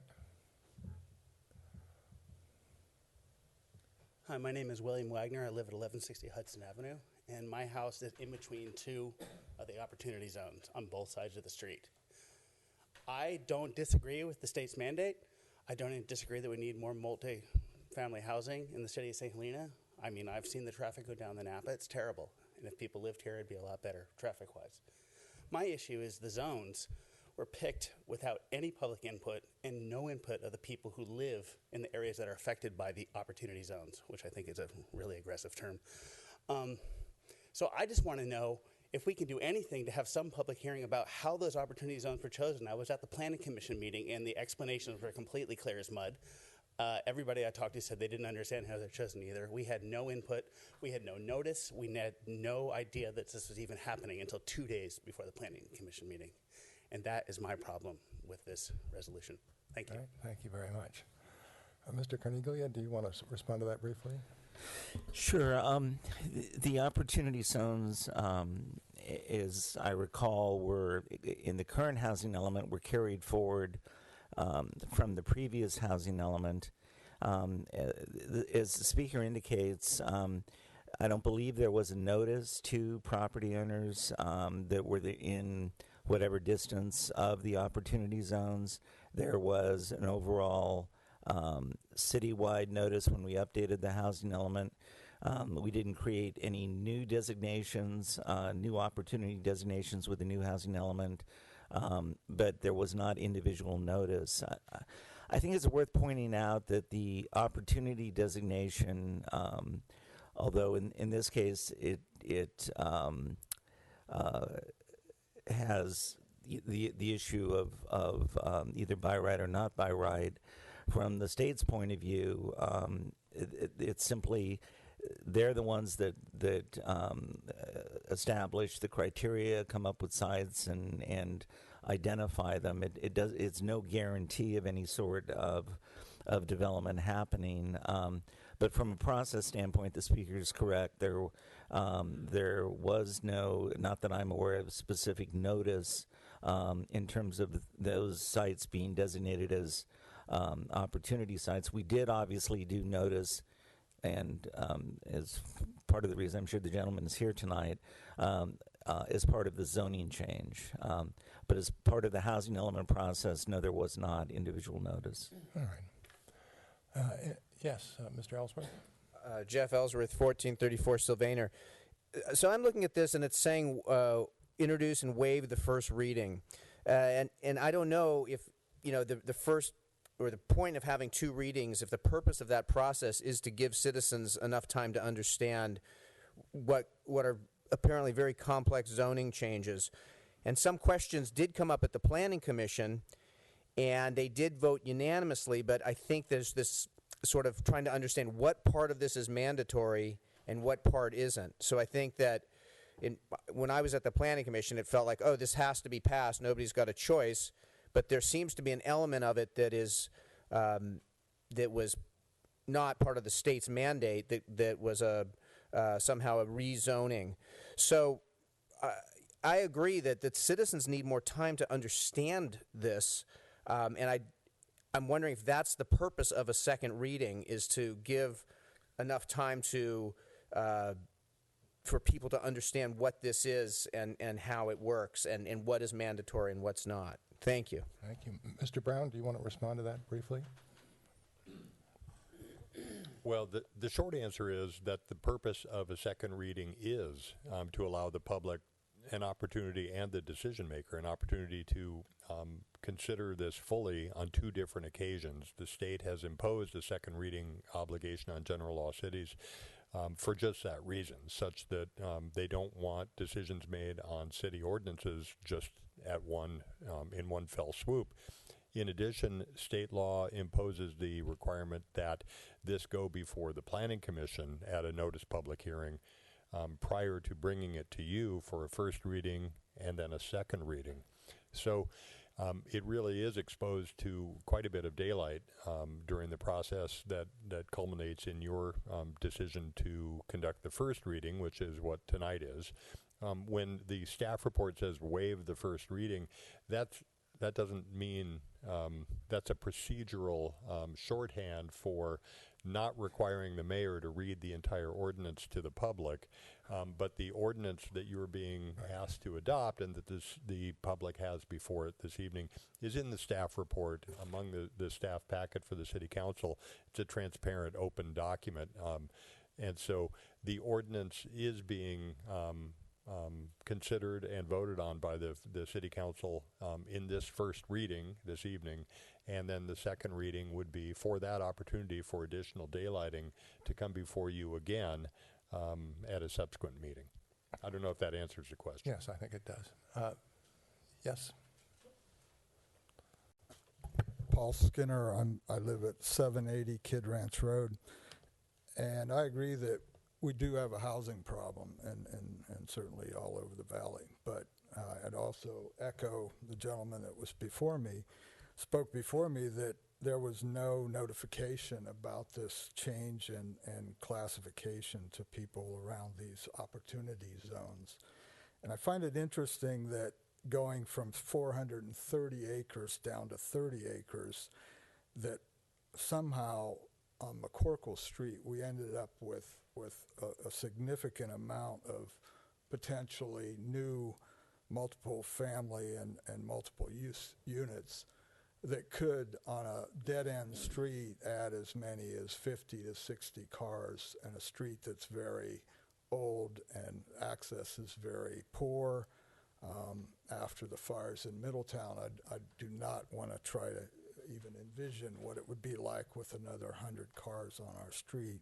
But I have a bigger issue with this, and that is the groundwater. I have a vineyard on Kid Ranch Road, and I'm a soil scientist and a water scientist. And we were required to put French drains in along Kid Ranch Street when we put the street in, or the city did. And that means that the water comes off of the street and goes into the groundwater. And we have several wells and along Kid Ranch that are fairly shallow. And we use our well to irrigate our vineyard. Other people use their wells to fill their swimming pools or even for drinking water. So with fairly shallow wells to groundwater, because that is one of the benefits of the valley floor soils, they are very permeable to water, that adding 50 to 100 cars on a street that has no stormwater runoff or can take that much excessive addition of all kinds of chemicals that we don't know really what they are or could be, that it worries me that the groundwater that we're so protective of, you heard Peter mention the groundwater monitoring study that's done in Napa, that without any concern for that we've already approved projects that seem to be going full bore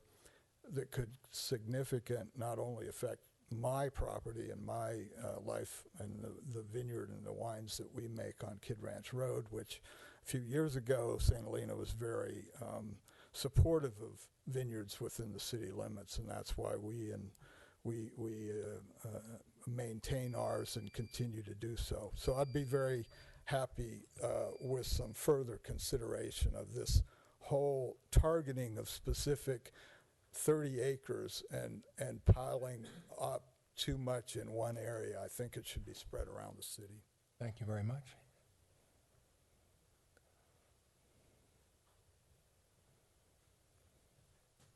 Hi, my name is Jason Stroffs. I just had a little question.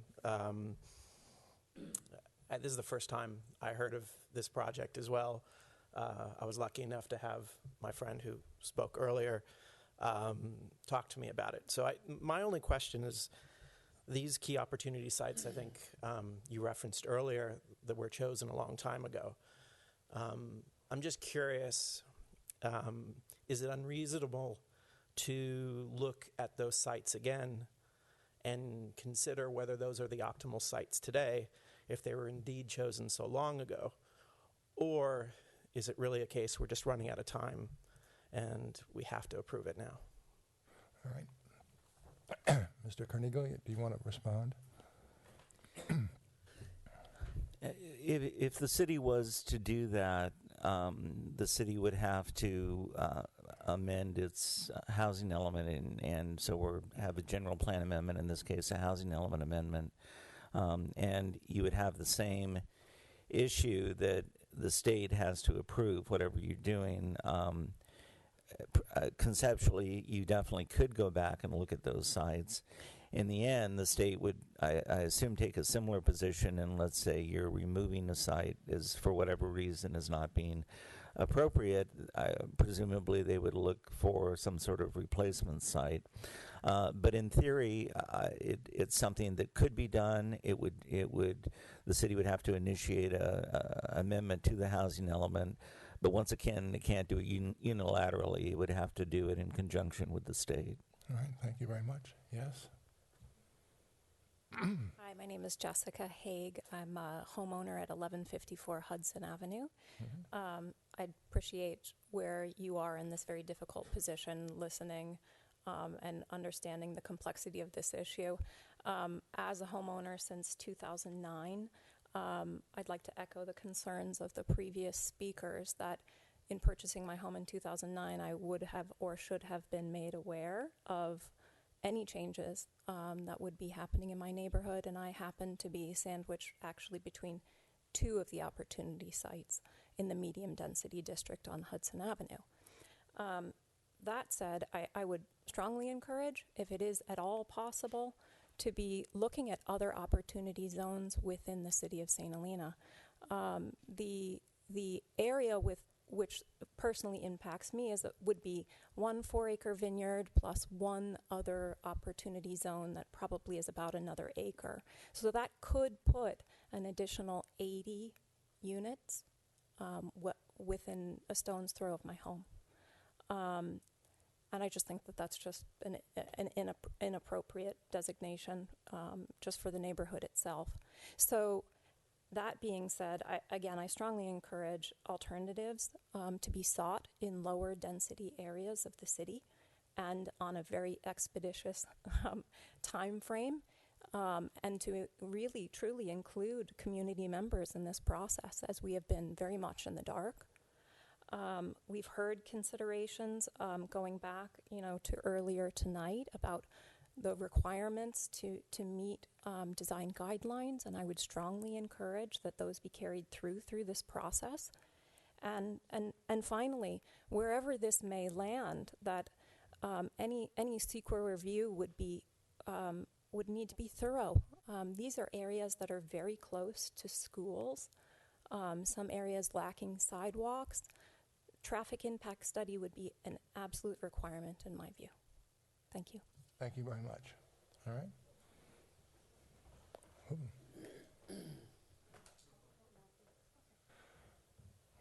Hello, I'm Pat Ansley. I live at 1990 Olive, which is very close. I back up onto one of these opportunity sites. I have a question about some of the terminology. I hear that this is mandatory. Does that mean that these specified properties must be developed? What if the owner doesn't want to sell, which is very likely, at least in 2 of these that I know about? And also the other point that telescoping 430 acres down to 30 seems to make the remaining 30 pretty highly developed, which is frightening to me. That's pretty much what my comments are, but I just don't, I hear it mandatory and I hear these things are specified and that they have to be. Sounds like it went back to about 2009 when these properties were selected. And I know I mentioned before, when I was at the Planning Commission, I mentioned that when we bought our house in 1998, we went to the City Hall, we were shown that there was an ancient plan for that vineyard, Qualia's Vineyard. We were told specifically that that had been superseded by Ag 20 and nothing could ever be built on that piece of land, and we bought our house. And I'm told, so now it sounds like in 2009, that's been flip-flopped. I don't really understand how this can happen, and none of us in the neighborhood heard about it. All That's right. my comment. Thank you very much. Mr. Carneglia, do you want to respond just briefly? Yeah. Yes, it's an excellent question, and the terminology is confusing. By something being a housing opportunity site, it's a terminology really that comes out of the state, and it does not mean the site must be developed. It's simply a site that the state sees based on criteria they have as suitable or potentially suitable for accommodating higher density housing or affordable housing. It's interesting, too, in that process where you're looking at opportunity sites, the state doesn't even really care what the property owners think, and property owners can come forward and say they have absolutely no intention of developing their property at all. State doesn't really care, and that is not a criteria that they look at. So I wouldn't say it's nothing but a numbers counting game, but in some ways it kind of is.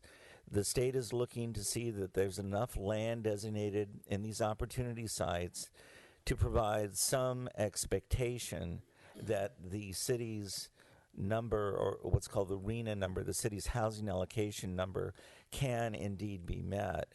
What's interesting to note is that RHNA number for this cycle, the 2015 to 2023 cycle, is very low. It's a total of 31 units. That could conceivably easily be met on even just some of the high-density sites.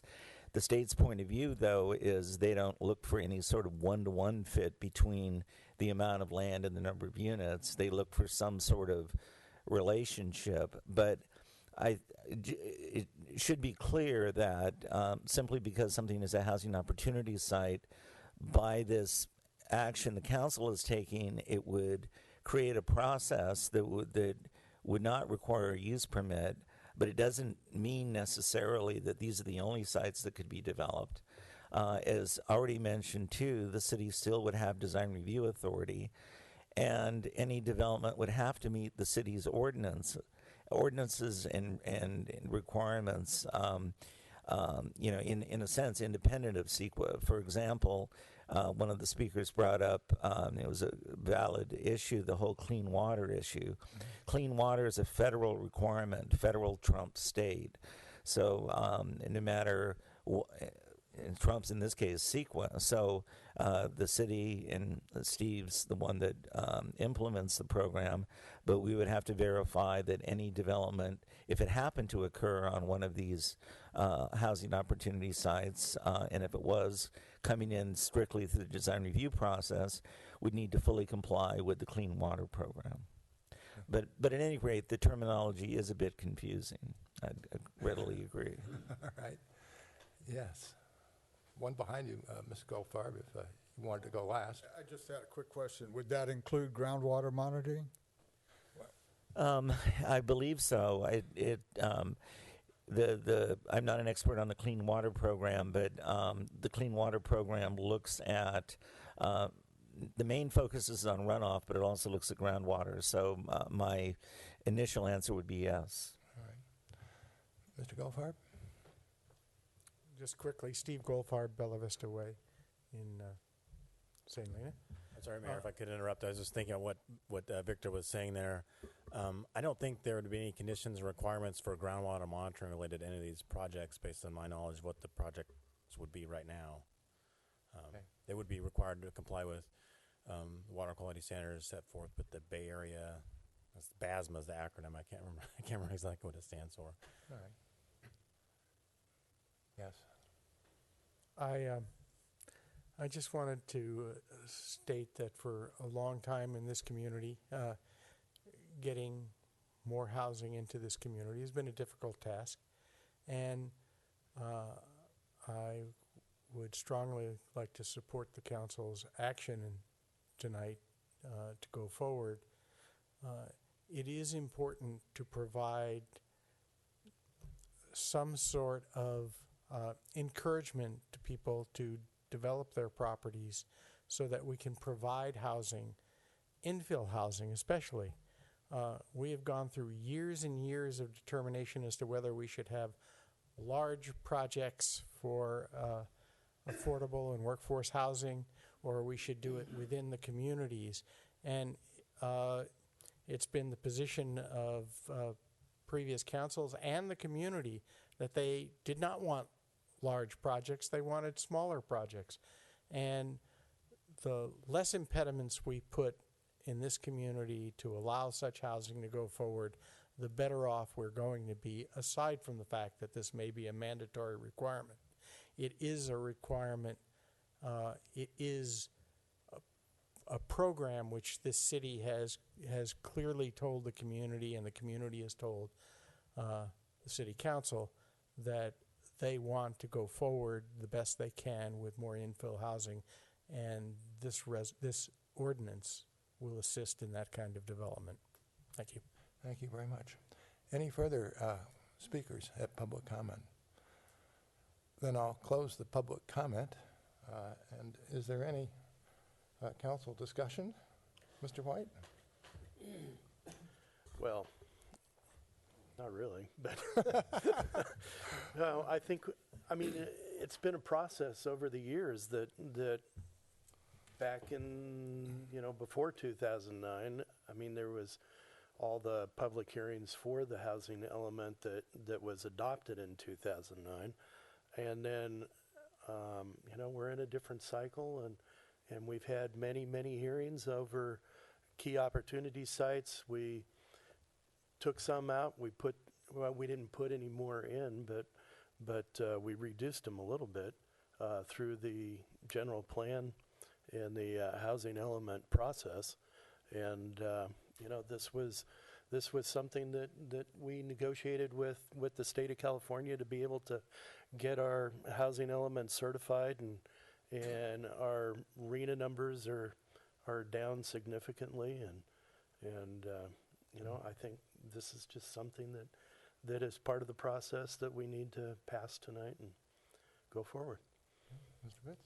I have a couple of comments and a couple of questions just for clarification, but I'm in agreement that we do need to move forward with this, and in terms of essentially doing what we said we were going to do in our housing element when it was passed and approved. One of the things I wanted to I've been thinking back in history about the low-medium designation that has been proposed, both in our general plan, and I guess has been sort of pre-approved by the government agencies that be with respect to our housing element. But it didn't really start as a discussion in the housing element. It started as a discussion as we were reviewing the general plan and going through the land use section. And I think it's an important distinction. I started looking at and brought it to fellow council members' attention that I think everyone else probably had the same ideas, but the medium density and where it was applied that ranged from 5.1 up to 16, when you actually looked at medium density neighborhoods in our town, there was a major disconnect between the two. And so we started talking about that several years ago, and I want to make that clear that it was several years ago and wasn't really related initially to this housing element discussion. And so, where we end up with respect to what the the low medium is and the medium, I think it's great that there has been sign off on that concept to try to really. And I'm for the concept of infill development. I think it makes a lot of sense. Our community has shown that that's what they're supportive of. But at the same time, one of the first things that's in our general plan is to protect our neighborhoods and the character of St. Helena. I think part of that is these historic neighborhoods and what the densities are. And the reality is, medium, when you actually look at what's there today, is like 1 to 6 or 7 units per acre. But yet we have a designation that's 5.1 up to 16. So I think it's really important that we do move forward with creating that designation as an aside to what we're doing tonight.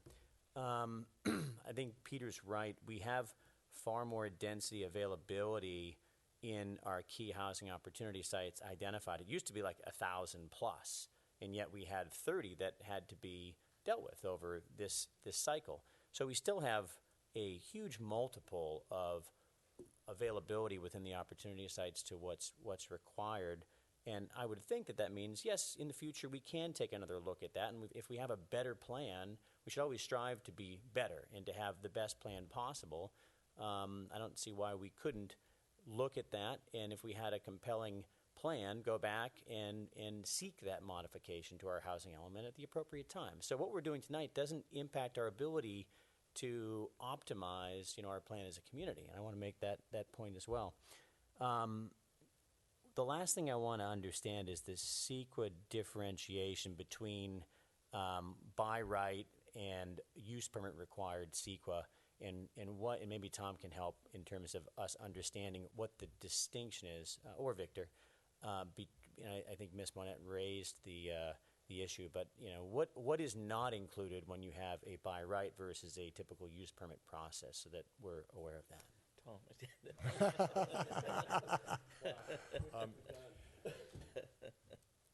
When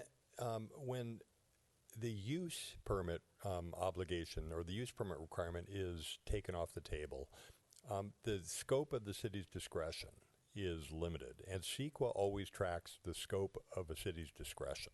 So if issues of use are not in play in your discretion, and that would be the case with the elimination of the use permit requirement, then the CEQA review is necessarily more limited. And it's not going to be tracking the bigger issues of whether there should be multifamily in these districts. It's going to be more interested and focused on the issues that are within the discretion of the design review. The obvious one being aesthetics and neighborhood compatibility would be the issues. But I think I would defer to Mr. Hausch as to provide additional specificity as to sort of boots on the ground how he would be applying the CEQA review in the design review context. But thank you. So I'll just add, in this situation, CEQA will still apply in that if a project is identified to have impacts, they must still mitigate those impacts. There's no mitigation can never go away, and impacts can never be kind of forgiven or not addressed just because a use is by right. So I would use an example of a wetland. So there's a 1 acre parcel that has a portion of the property that has a wetland on it. Someone comes in to develop that site for a multifamily project. They have a right to put multifamily housing on the property. The city is going to review the design of that site or of that multifamily project. If it impacts the wetlands that are on the property, they still have to mitigate those impacts completely. So I think it's a project by project, rather nuanced discussion, but I just want everyone in the public and in the council to understand that it in no way forgives any impacts that a project may trigger. So would that also go for traffic, for example? Well, I think the traffic question, again, gets a little bit more nuanced in that if you're allowed to, by right, have X amount of units on a parcel, then there's no question of can those be built. However, if the construction of those units trigger traffic impacts, which can be mitigated by the project still has to mitigate those impacts, and we still have to understand whether that occurs or not. Okay. So the same review one would look at as it relates to traffic and the rating of that road and traffic situation pre and post project would be looked at. It's my understanding, and again, this is a very nuanced element, because the point that the city attorney is getting to is if something's allowed by right, then there's no discretionary trigger. So therefore, if there's no discretionary trigger, then CEQA doesn't get brought up. It's like if you have the right to construct a shed in your backyard, even though you need a building permit, that's ministerial. There's no discretion involved in that. You have the right to your shed, and you can pull a building permit, and we don't look at the environmental impacts associated with it. However, if a project is large scale, 10 units, they have the right to develop those 10 units, but we still have to go through the design review process. That is now discretionary, and CEQA gets triggered. And this would get into project by project review and probably involve attorneys. And if there was a discussion on a nuanced CEQA kind of parsing. Well, I think we need to go forward and approve this, but I just want the public to understand, and I know that Mr. Carneglia addressed this, but neither the state nor the city is forcing the owners of these key opportunity sites to develop them. So this is not an eminent domain situation where the city or the state is going to take over these properties and force them to build multifamily units. This is simply they're sites that have been identified, and actually these are the same sites that have been identified since 2009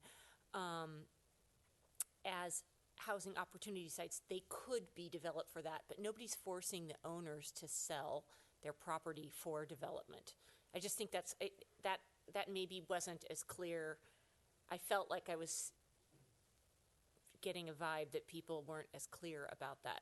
But anyways, I would move approval of this unless you would like to add.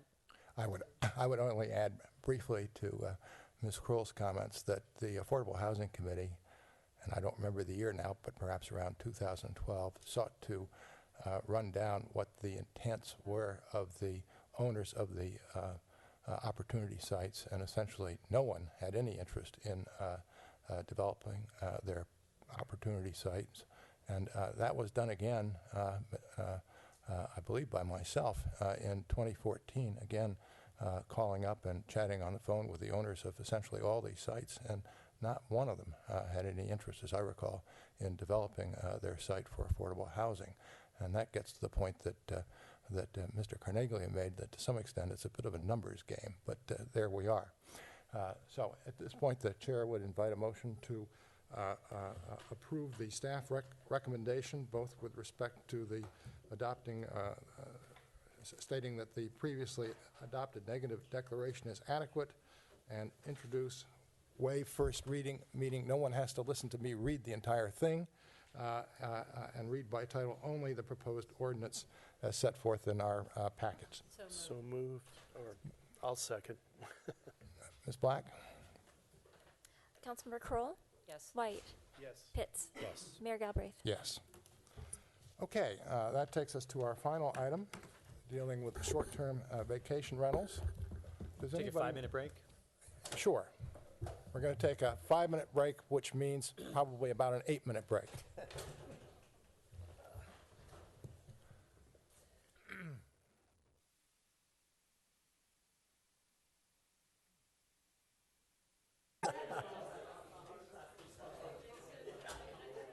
You need a gavel. Okay, we're going to resume our meeting, and we're at item 22, which deals with short-term vacation rentals. And the items before us are pretty specific in terms of where the staff needs direction. They're on, well, about page 8 of the report. But in any event, let me turn it over to Mr. Hausch. Thank you, Mayor. And I just want to say thank you to you all and all the members of the public that are here and listening at home. I know this has been quite a process to get here. And there's been lots of participation, and people have been really engaged both on the decision-making side and on the public side. So I just want to say thank you, because I really appreciate that engagement. And it's not always easy to kind of stick through a governmental process that takes so long. But I think in the end, we have a good ordinance, and we'll talk about it through this process. So, as you mentioned, the item before you tonight proposes it's a ordinance amendments, a consideration of ordinance amendments to modify Municipal Code Chapter 17.134, which regulates short-term rentals, and it's specifically to create a renewal process, modify the review and operational criteria for short-term rental permits and short-term rentals in general, and improve current enforcement mechanisms. And these changes were directed by the Planning Commission and the City Council in the fall and winter of last year. Kind of how we got to some of that direction is just some background here. Is in April, the short-term rental permit process or ordinance was originally passed. Then in June of 2014, 2 years later, the City Council reviewed the ordinance again, essentially to address the lack of an extension or renewal process, and there were some additional unanswered questions from staff's perspective at that time. However, you fast forward to September of 2015, the short-term rental kind of issue had become very pressing in a lot of the communities, from a large percent of the community's perspective. And so prior to initiating any comprehensive reforms or revisions, staff held a town hall meeting in this room to get citizen input. Many decision makers were here and listened to the citizens, and approximately 80 individuals attended that meeting.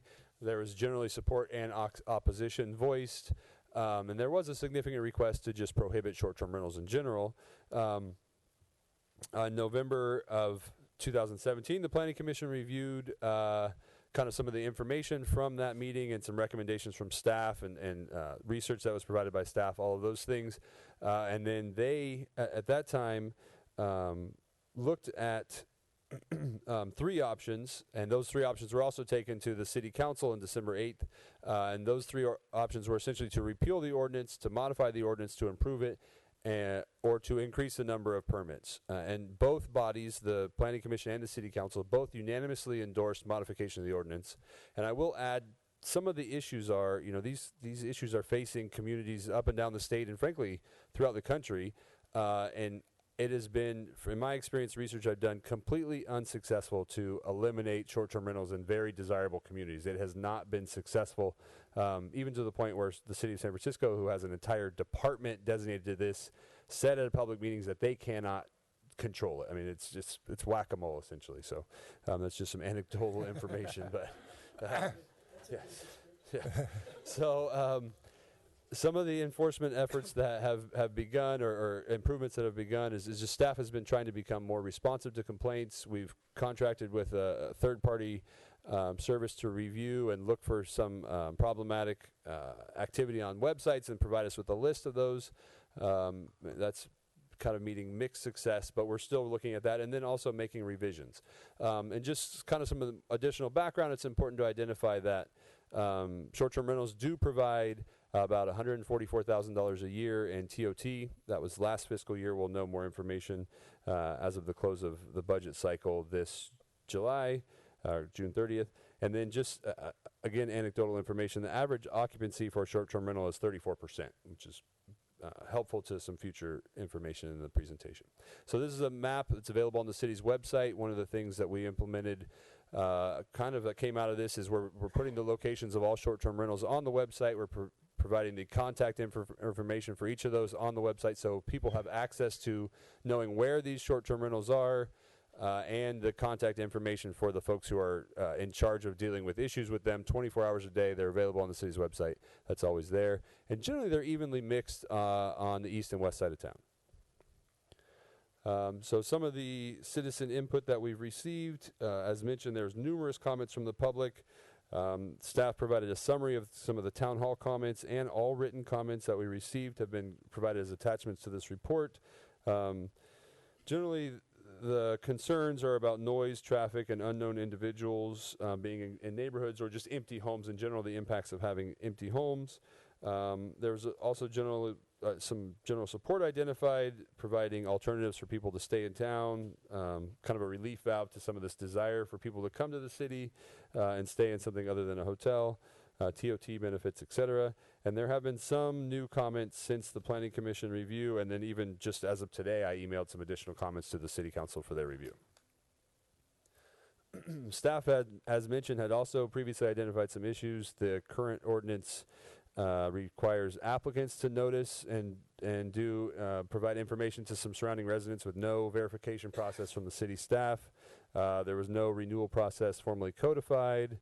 The current ordinance requires review of applications for those on the waiting list, and includes that they pay the fee for the application review, even if we don't have the ability to issue the permit at that time. Just to be on the waiting list, it currently says that you would pay the fee. So just inefficient use of staff time and frankly, even applicants' costs. So when the Planning Commission reviewed the proposed ordinance, or the ordinance in general, and gave direction to staff, the direction was to increase ownership, involvement, and accountability in short-term rentals, and even consider allowing them only to St. Helena residents. Improve enforcement both for permitted and unpermitted short-term rentals. Minimize some of the clustering or kind of the impacts of having multiple short-term rentals in a close proximity. And improve methods and process for revoking short-term rental permits. The City Council then kind of went a step further and provided, about 13 to 14 different directions to staff as to things that they would like to see us do, and I'm not going to go over all of these. There's a thorough discussion in the staff report. Some of the ideas, though, were to create a minimum ownership time frame for people to have owned their homes before converting them to short-term rentals, just to minimize the incentive to buy a property and try to make it a short-term rental right away. Look for mechanisms to have a local preference policy. Consider looking for a use it or lose it policy to kind of motivate some of the payment of TOT to the city. Again, there's a more nuanced discussion of all of those in the staff report. So in response to this, staff has proposed a number of revisions identified here, but we have proposed expanding some of the requirements or the language requiring local contact. There is expanded ability for ownership accountability and even fines or revocation of the permit. Events have been prohibited. Currently, the ordinance allows events to occur on site and allows members to come or individuals to come to the short-term rental location, although they may not be staying there. So that's been completely prohibited. There's been number 6 is a typo. It's actually, there's been a requirement that you must own your property for 3 years. That's been inserted into the ordinance. Increased discretion for the planning department to elevate decisions to the planning commission for review. There's been some efforts to limit the density. And one of the primary things we heard was that if someone has been identified to have operated a short-term rental without a permit, that there is a prohibition of them ever receiving approval for short-term rental operations. That has also been addressed with the short-term rental ordinance. And then we've addressed some of the other staff issues with regards to noticing a renewal, et cetera. So the Planning Commission reviewed these on April 5th of this year. They were in support unanimously, but they made a number of additional recommendations, and most of those were incorporated into the ordinance. One of those that I believe is worth mentioning is the use it or lose it provision, which requires individuals to use their home to rent out their home for 60 nights, which is approximately about a 15% occupancy rate. A lot of individuals who own their home, their short-term rental as a primary home, had concerns with that. They said, we do this occasionally when we go on vacation. Please either eliminate the use it or lose it, or provide an exemption for folks who it's their primary residence. And so staff has provided an exemption for folks who have it as primary residence. If it's not your primary residence, you're still required to do the 60-night minimum. It doesn't result in automatic revocation if you do not meet that 60 nights, but it does kind of enhance the review that's put on your renewal. So that's just something that's worth pointing out. I'm sorry. However, the Planning Commission also had some requests that staff's requesting some additional direction on prior to incorporating them into the ordinance. One being that all short-term rental permit applications be reviewed by the Planning Commission. So that's new applications, not renewals, but staff wanted to kind of see if the council's also interested in that, because currently the fee required for applications doesn't anticipate that all will be coming before the commission. So that would be an increase in staff time without any compensatory increase in the review fee. So that's just something to consider. There was also a concept to limit the number of renewals available for any short-term rental. There was a significant amount of concern voiced by the public, folks who have those permits. They said, we've had these. It takes a year or two to get going and to become a good operator to kind of understand how to really effectively run these. I think the commission had the idea that it would force more turnover and therefore kind of maybe increase the number of locals who have these permits, because there is a local preference policy that says if you have a Santa Elena address and you're on the waiting list, you'll rise to the top for review. And then also, as I mentioned, there was a lot of locals and non-local folks who own these permits who had concerns with that because essentially they said it would limit their motivation to invest in their property, impact their ability to be a good short-term rental owner, and then frankly more turnover. You could actually have more impacts associated with them because people who are good operators would then lose their permit and someone else would be given one who was a novice at it. There was also a concept to identify an ideal percentage of locally held short-term rental permits and work towards that percentage. And again, staff seeking some input on that. And finally, there was direction to revise and update the findings for short-term rental permit approvals. Currently, the findings utilized are just the same as a use permit. And I do feel, staff and the department does feel that there's a little bit more nuance and there would be benefit from targeting the findings, and so there's some draft findings included into the staff report that if the council is supportive of those, staff will incorporate those into the ordinance and bring it back for a second reading. So if there's a desire to do that, then please include that in any recommendation that you make. Again, we received numerous comments throughout the review process. I'm not going to get into them all, but this is essentially the summary of what I've already discussed. And then the only thing on there is there were some questions over current enforcement efforts. As I mentioned, our current third party that we've contracted with is they're not quite as responsive as staff would desire, and so we're looking and exploring other options for some third party help with identifying, frankly, keeping somewhat of tabs on the website activity. We don't have any dedicated code enforcement staff in the city, and so my department doesn't have resources to essentially troll the internet looking for these issues, and so we do rely on citizens, and we're very thankful for the citizens who provide us the information. Code enforcement is complaint driven, so we do pursue those complaints that we get, but we would appreciate a little bit more proactive third party support, and so we're exploring that currently. Issues, again, if all of the changes are implemented, some that are currently on the waiting list would be skipped over in favor of locals, so folks who have a St. Helena address. So if you were from Minnesota and owned a property here as a vacation home and we're hoping to make it a short-term rental, and maybe you were next on the list, which there are 4 openings currently, If these revisions are changed, you would be skipped over in favor of folks who have a St. Helena address. That's how we're anticipating implementing the local preference policy. We have not been processing any renewals or new permits. Renewals kind of in the last 30, 60 days or so, maybe 90, and then we have not put any new permits through the process since we initiated this because we wanted to ensure that any new approvals were subject to the new regulations based on the input we've been receiving from the public. As I mentioned, there's some new findings. Staff thinks they're beneficial, but wanted to identify it as an issue because it is a significant change. And then I've already talked about some of the ongoing efforts for enforcement and the lack of specific funding for code enforcement in general. However, the Planning and Community Improvement Department and the Planning Commission recommend that the council review the proposed revisions to the short-term rental ordinance, find the project exempts from the requirements of CEQA, and review and provide final direction and accept the appropriate revisions to Chapter 17.134 of the Municipal Code and adopt the draft ordinance implementing those revisions. Okay, And very that good. concludes my presentation. I'm available for any questions. Any initial questions? One or two.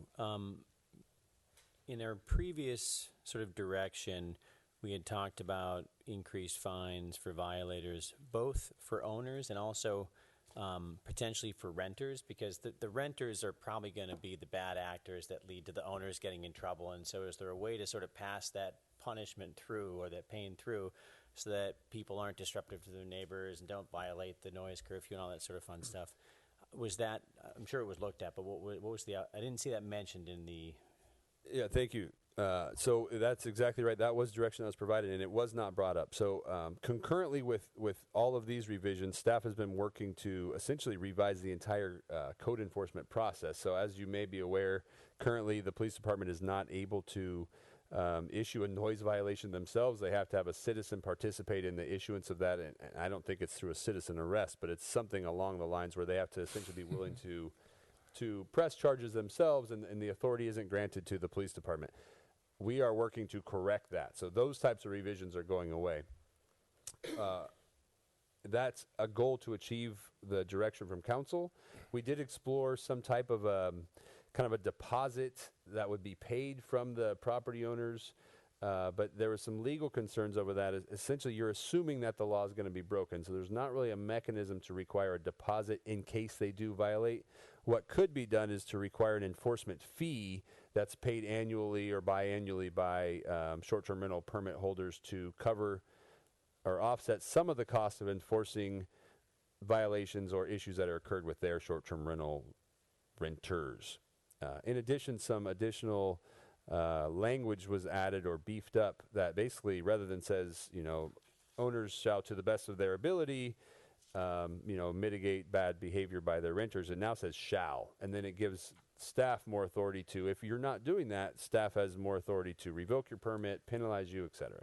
Okay, all right. So they're incentivized to, there's nothing that would restrict an owner from putting a security deposit in place with their renter, and if there are certain things that are done, not just to the property, but if calls are made or reports are made, they could put that into their own contract. That's exactly right.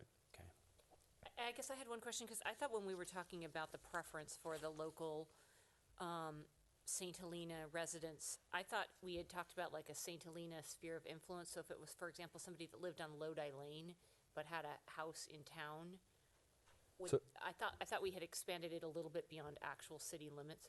So we could look at it further. There are folks, like Zinfandel is a good example. They have a St. Helena address, but they're not technically in the limits. Right, So they're in a St. Helena post office. Exactly. Yeah. And so that's how staff was going to administer the local preference. If we wanted to get to Up Valley or something, we could probably come up with some language, but currently staff is using essentially the St. Helena post office versus the jurisdictional limits. Oh, that's good. All right. One other question. In all the discussion, has the idea of tying, like you've got this use or lose it, and I understand that some people want to rent it for, a week, a year, which doesn't do a whole lot for, I think, the TOT generation goals of this ordinance. And I'm sure a lot of people would love to have that same permit to rent their house out a week or two, a year while they're gone. But has there been any discussion of trying to tie that to number of renewals you could have? So if you're not, because I get the argument of we've ramped up, we've really invested into renting this thing, we're efficient at it, and so we want to have it in perpetuity. But if you're only renting it a week a year, it's hard to make that argument, right? So could you tie those two together? So people that don't do a certain number of days per year are subject to one renewal or something along those lines. That is something that could be done. I feel you'll probably hear from some folks who may not be supportive of that, but that is something that could be done. Was that explored at all yet, though? Staff did not explore that. We essentially put in the use it or lose it. So we looked at the average occupancy rate being around 34%. Heard from council that we should explore use it or lose it. Was trying to come up with some percentage that would essentially implement that direction, but would not require everyone to be at 34%. And so 60 nights, if you look at it as a whole, is a 15% occupancy for 365 days. A lot of the comments that we received identified that, yes, however, what that effectively does is, because most renters are 3-night weekends, and this is anecdotal information provided by members of the public who have these, that essentially you're requiring that I rent out my place every other weekend. And so there was some pushback from that, and so staff, acknowledging that pushback, and the Planning Commission also had concerns over it, so staff has put the caveat that you're exempted from the 60-night requirement if it's your primary residence. Okay. All right, Mr. White? Okay. I don't have any preliminary questions, so let me open the public hearing, and please keep in mind that this has been a long process. We've got a draft ordinance that makes many, many changes. Again, I haven't talked to my colleagues about it, but my sense of it is that we're not likely to make deletions in what staff has already added and the Planning Commission has approved. Something could come up, but basically staff has asked us to direct our attention to perhaps 3 issues which are on unnumbered page 10 of the staff report. That's where they seek direction, and that's where I hope to keep the focus of the hearing. And those relate to whether we should require that all new STR permit applications come before the Planning Commission, whether we should place a limitation on the maximum number of renewals allowed for any individual permit holder, and whether we should come up with some specific policy or goal with respect to locally held STR permits in terms of percentage. And then also, I think staff may have another further point which it might wish to address with respect to the advertising issue. Thank you, Mayor. Yes, currently the language regarding advertising for a short-term rental, if you don't have a permit, is prohibited by the ordinance, but staff would like to amend the language a little bit to make it stronger, to allow us to essentially go after violators who are advertising without having a confirmed rental, unpermitted rental. So if the direction from council is to support the ordinance as written, staff would very much appreciate, in addition to adding language to increase the strength of the prohibition on advertising. Okay. City Attorney, did that adequately address it? Yes. Okay. Okay. So with that, let me open the public hearing. Yeah. Awesome. Thank you, Mayor. Jim Sweeney, 1407 Kearney Street. The first thing I'd like to address is the sunset clause, or the termination. The window for the permits was open for at least 2 years. Permits are already available at this moment, although there's been a little bit of a gate through the process. And we will lose members, permit holders, through natural attrition, i.e. the tollers. And so with that said, my first thought is to put in a mandatory sunset or termination turnover provision just seems counterintuitive to me, of course, self-serving. The other one is I'm not familiar actually with any other communities that have a sunset clause in for permit holders in good faith. The other one is back to the business portion. It does take time to permit, to manage, to insure, to file taxes, and build loyal and responsible guests. By having turnover in this, mandated turnover in this, you're going to have lower TOT because it takes all of us a while to figure it out. You're absolutely going to have more disruption because you don't have that relationship built with your neighbors, your guests, and the timing of the business. So once again, I believe that the sunset clause would cause additional burden also on the staff, which you've identified a little bit earlier, and certainly confusion in the marketplace. If we have 25 well-behaved permit holders in the community, I would suggest to council that you actually raise the cap if we don't have concerns. Or, as Councilman Pitts brought up, possibly then what you do is you go into a structure of Tier 1 and Tier 2.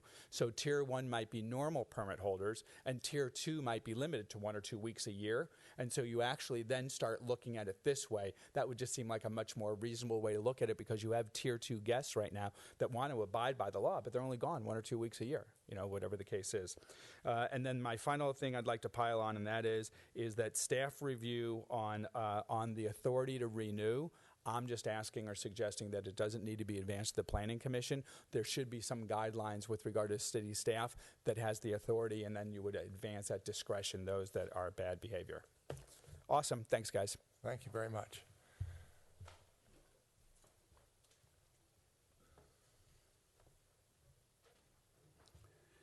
Jay Green, 1516 Oak Avenue, and a permit holder. I second what Jim just said. I would only add further that I believe what I refer to as the reshuffling or reassignment of permits as proposed is not an item of, it's not good public policy in my view, and it should be rejected. It is simply not fair to take a permit away arbitrarily from a permit holder who has a good record. I feel the only basis for termination of a particular permit shall be the sale of the property, which of course is a provision of the STRO at the moment, and or behavior, i.e. infraction in some serious form of the provisions against noise and parking. On a more general note, I would like to say that contrary to staff's opening position, which was to point out how cities were grappling with this, and it was a negative affair, and no city has been able to strike down STR. I put a more positive, I look at it in a more positive fashion, in particular St. Helena. St. Helena has been grappling with this problem, has come up with, at the cost of many hours of staff time, of council time, of planning commission time, of citizen time. St. Helena has grappled with this question in an adult manner, and we are coming to the end of the process in a very grown-up and positive way, I believe. And I think we should be looking at it from the point of view that this is a positive process, and we are fulfilling our duty as citizens, as city officials, and bringing about something of real worth in that the number of beds available for visitors has been increased. TOT to the city has been increased. A positive view of St. Helena has been engendered to those visitors who have enjoyed it.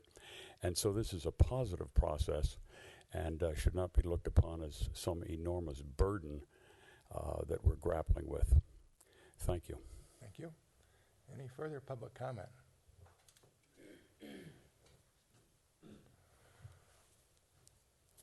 Jeff Ellsworth, 1434 Sylvaner. Just a couple comments. There was people wanting to make sure that all the new applications do go before the Planning Commission. And then another thing was the enforcement, and I think there should be some sort of a time limit, how soon the enforcement gets there, so that residents can enjoy the quiet enjoyment of their own homes in residential areas that they invested in, so that their investment is protected. That's one of the issues with commercial entities in residential areas, is that many of the residents feel that they invested in a residential area, and for it to turn commercial, particularly if it's disruptive, is not fair to them. So I think with the enforcement, there needs to be a culture here where everybody knows that the enforcement's going to come quickly and it's going to deal with the issue. As far as fines, I think that that's a great idea. One of the problems we're seeing in the county is that sometimes people pay the fine as part of doing the cost of doing business. So we want to make sure, I think, that fines are substantial enough to deter the behavior. And I'm glad that the authority will go to the police department, or we're working towards that, because I don't think the onus should be on our citizens to have to protect themselves, to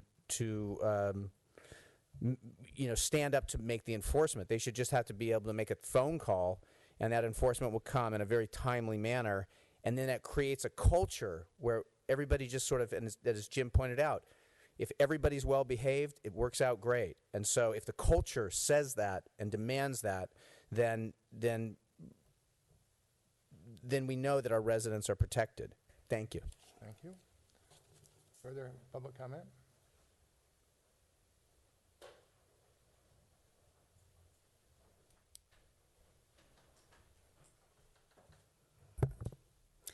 Kathy Brotmarkle, 503 Fulton Lane, and Mayor, members of the City Council, Noah, everybody, thank you for all the time that has been spent on this. Before I get to what I had planned to say, I wanted to address a couple things that Greg had mentioned about the violation and how to deal with maybe a fee. And through this process, I came up with wording. I haven't inserted it yet in our contract because we have about a 5-page contract that we send out that people have to sign before we even say, okay, we'll think about renting to you. And what I wanted to add was that that our short-term rental permit ordinance is very strict, and if there is any violation, noise, any kind of complaint where the police have to come or anything like that, that as owners we will be fined, and if that happens, they will forfeit their $500 security deposit. So, that can either be a requirement, or depending on how all this goes, we may do that. And so they'll know if there's a problem, they're going to lose their security deposit. So that's one way. And then the other thing is, it is our primary home, but we rent about 30 days, maybe about 5 weeks a year. I don't know if anybody who's a primary homeowner who's doing this is only renting one week a year. We were very opposed to the 60 days, but in our case, it's probably going to be 25 to 40 days a year, average. And then in getting to what I had planned to say, Jim covered most of it. But I think the only thing that we personally are concerned with right now is this idea of setting a limit on the number of renewals a permit holder could be issued. I do feel there is natural attrition. It's not like there's 25 and those 25 are never going to change. It's not a stagnant situation. People will move. They'll decide they don't want to do it anymore. And we feel that some permits will be revoked because of violations, or there won't be so many permits given because the restrictions are much tighter now and the requirements are much tighter. I think some of the people on the waiting list right now might not even qualify. So I believe that there's 4 permits available now, and I think that's going to give an opportunity. There will be some natural turnover. It has been mentioned it does take time to learn how to do this. We're in our 2nd year, and I feel like we're just really getting a good, smooth operation going. The other thing Jim mentioned, but I really want to reiterate this, this is a financial consideration for the city. With a constant turnover of permits, it would likely result in a decrease of TOT taxes. It takes time to get up and running, take photographs, create a listing, advertise, and to begin hosting guests. In our case, we got our permit in December of 2014, and we didn't host our first rental until April. So that was 4 months that we had our permit, and we had not welcomed any guests, because there is a lot that goes into preparing your home. And when you think about it, then if we were denied renewal and somebody else then comes in, you've got maybe 4 months now. You've lost out on our TOT, taking a chance on somebody who is less experienced.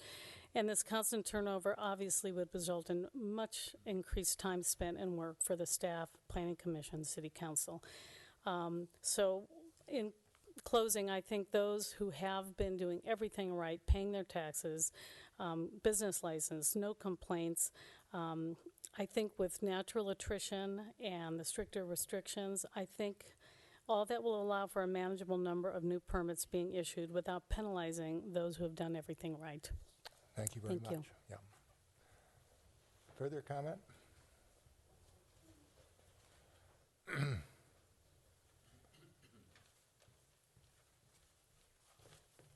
Hi, Paulina Umeres Green, 1516 Oak Avenue. I'm going to keep it short. Just a couple of things.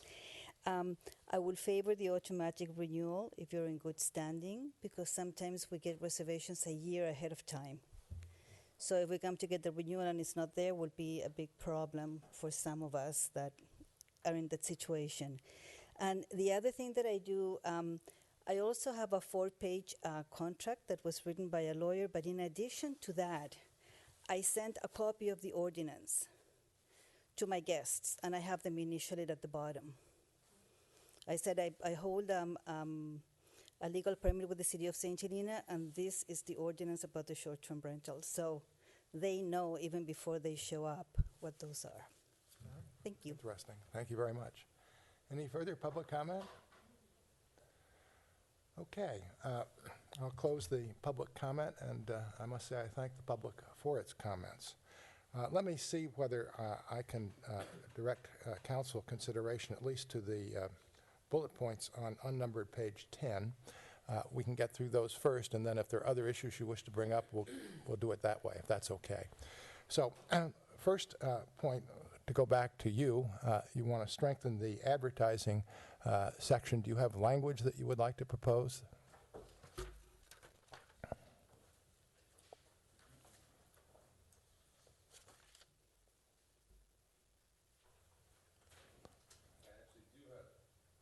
I actually do have some language, and I will put it up for the public's review.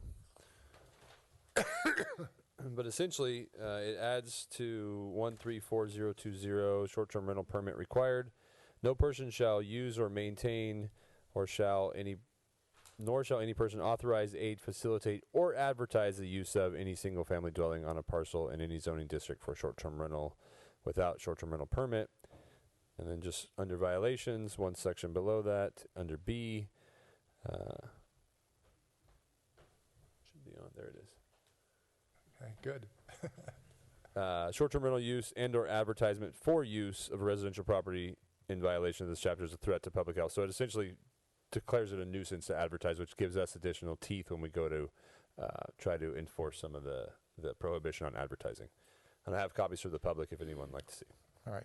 Does any member of the council have any objection to this language? No, I think it's a good idea. Okay, so we've agreed on that one. Okay. Next one. And the question is whether we should require that all new SDR permit applications come before the Planning Commission. And if we were to do that, then we would, I think, wish to deal with the application fee to cover the cost of that level of review. Not necessarily tonight in terms of the fee, but certainly if we go down that road, I would assume that we would want the city's costs covered. But do council members have a sense on this one? I could speak to this one if you like. My sense of it is that all new applications should go to the Planning Commission. And let me tell you why. In the current code, there's a provision to the effect that all property owners within 300 feet of a parcel must be notified. In the denser part of the city, you can have 50, 60 parcels within 300 feet. That's a football length. 300 feet equals the length of a football field. So you can have many, many parcels. And to get the number of protests that's required, 30%, is very difficult because some of those parcels are owned by second home owners. Some of them are rental properties. The number of people in certain sections of town who actually live in the neighborhood and care about the issue is not necessarily all that great.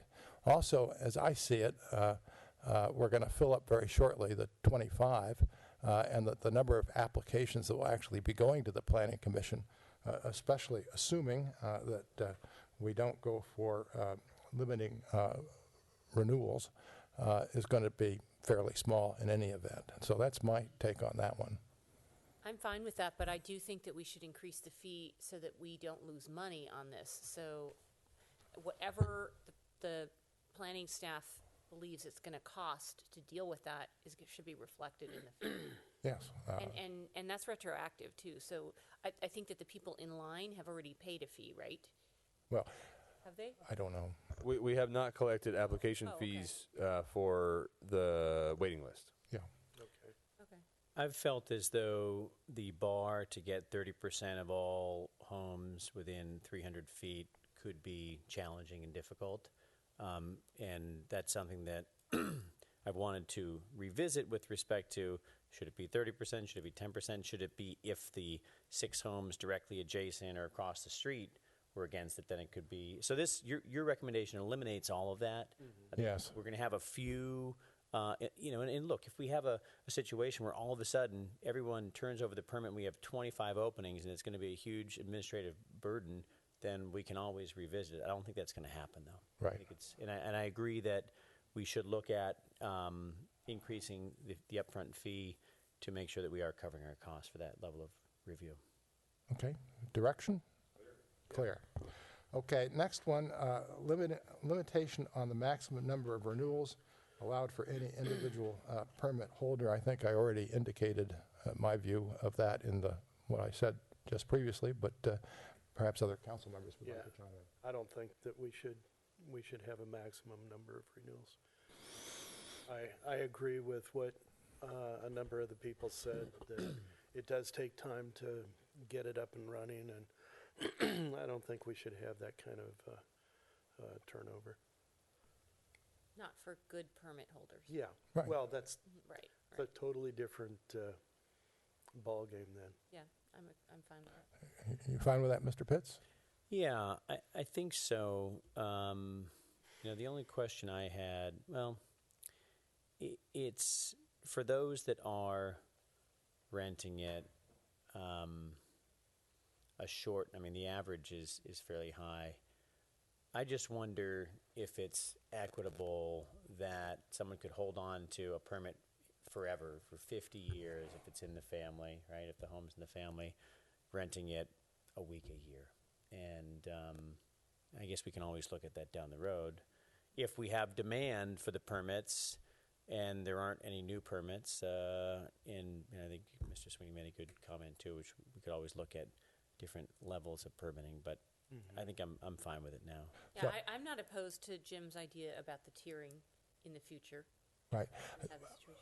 If there's over demand, right? Yeah, There's not right now. My suggestion then is that there be no limitation on the maximum number of renewals, that we watch the primary residence exemption, if I'm putting that correctly, and if it's swelling and then cutting into the number of permit holders that are not under the exemption, that we then revisit whether we take those that are under the exemption out of the 25 limit. Right, and have a different tier. And have a different tier. I would say there is a chance of that occurring with the local preference, but I would also say City of Napa and their recent changes had a 2-tier system, one for primary residents who use it as a short-term rental, or their primary residence as short-term rental, one for not. So it's a good concept. All right. Next one, implementing additional measures to work toward a certain percentage of locally held STR permits. And then staff comments, staff finds that the local preference policy will ensure the mix of STR permit holders will become more localized over time.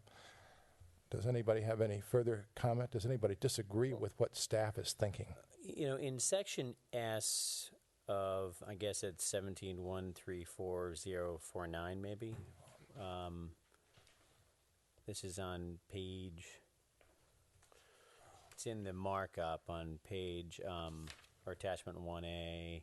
Can you give us the number again, please? So it's S, and I think 40. Yeah, maybe it's 40. Is that right? And it's in blue. Yeah.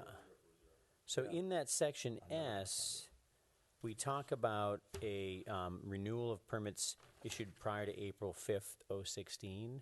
do we have any people that are in the queue right now that have been in the queue for a long time that aren't local? And could we clear that queue and then implement, or have some date at which, right, we sort of reset it so that someone who's been waiting for a year and isn't local, right, doesn't get the short end of the stick, but on a forward basis, we have the local preference.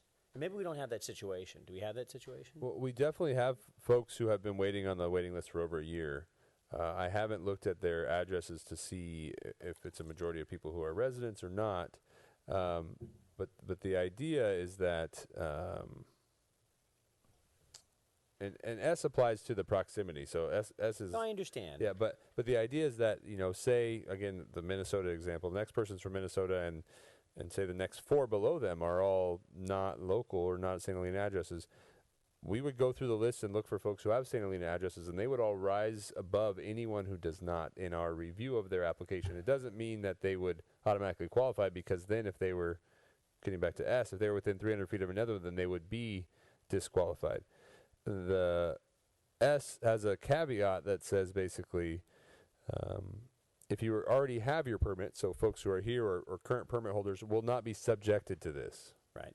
No, I understand that. So let me rephrase this. I might have misunderstood. How many applicants are in the queue right now on the waiting Approximately list? about 25. There's 25 on the waiting list, and we have 4 available? Yeah, okay. Local, with that, I think we want the local Yeah, I don't think we preference can policy. wait for the queue to clear. No. And then engage. We- Okay, we would you have- answered my question. We would have no local preference for a long period of time. Yep. All right. Now, are there any other specific issues that council members wish to bring up before I get to the new findings that the planning staff has proposed? I have just one. So in section R, right above S, it states short-term rental permit holders are required to rent their properties on a short-term basis, a minimum, and then in paren, average of 60 days per year. And then we do have that exemption for primary residents. But is that average meant to be measured over the 2-year permit cycle? What does that average actually mean? I'm trying to remember now. This has been going on for quite a while. I think it was intended. Later too. I think it was intended to over the average of the 2-year renewal cycle. So, say for whatever reason, a family illness or something affected you to where you weren't able to meet your 60-day average during 1 year. You could make it up the next year, basically to address anomalies in people's situations. Catch up for it. Yeah. Okay. Good. Okay. Just wanted to be clear. We now have clear legislative intent. Any other issue? No. Ms. Crowell? No, I guess I'm just looking at S a little closer now that Greg has brought it up, and it just seems like because we aren't going to have limitations, is it inherently inequitable to somebody who wants to do this, but their neighbor got there first? I don't know. I mean, I was just looking at it from that perspective.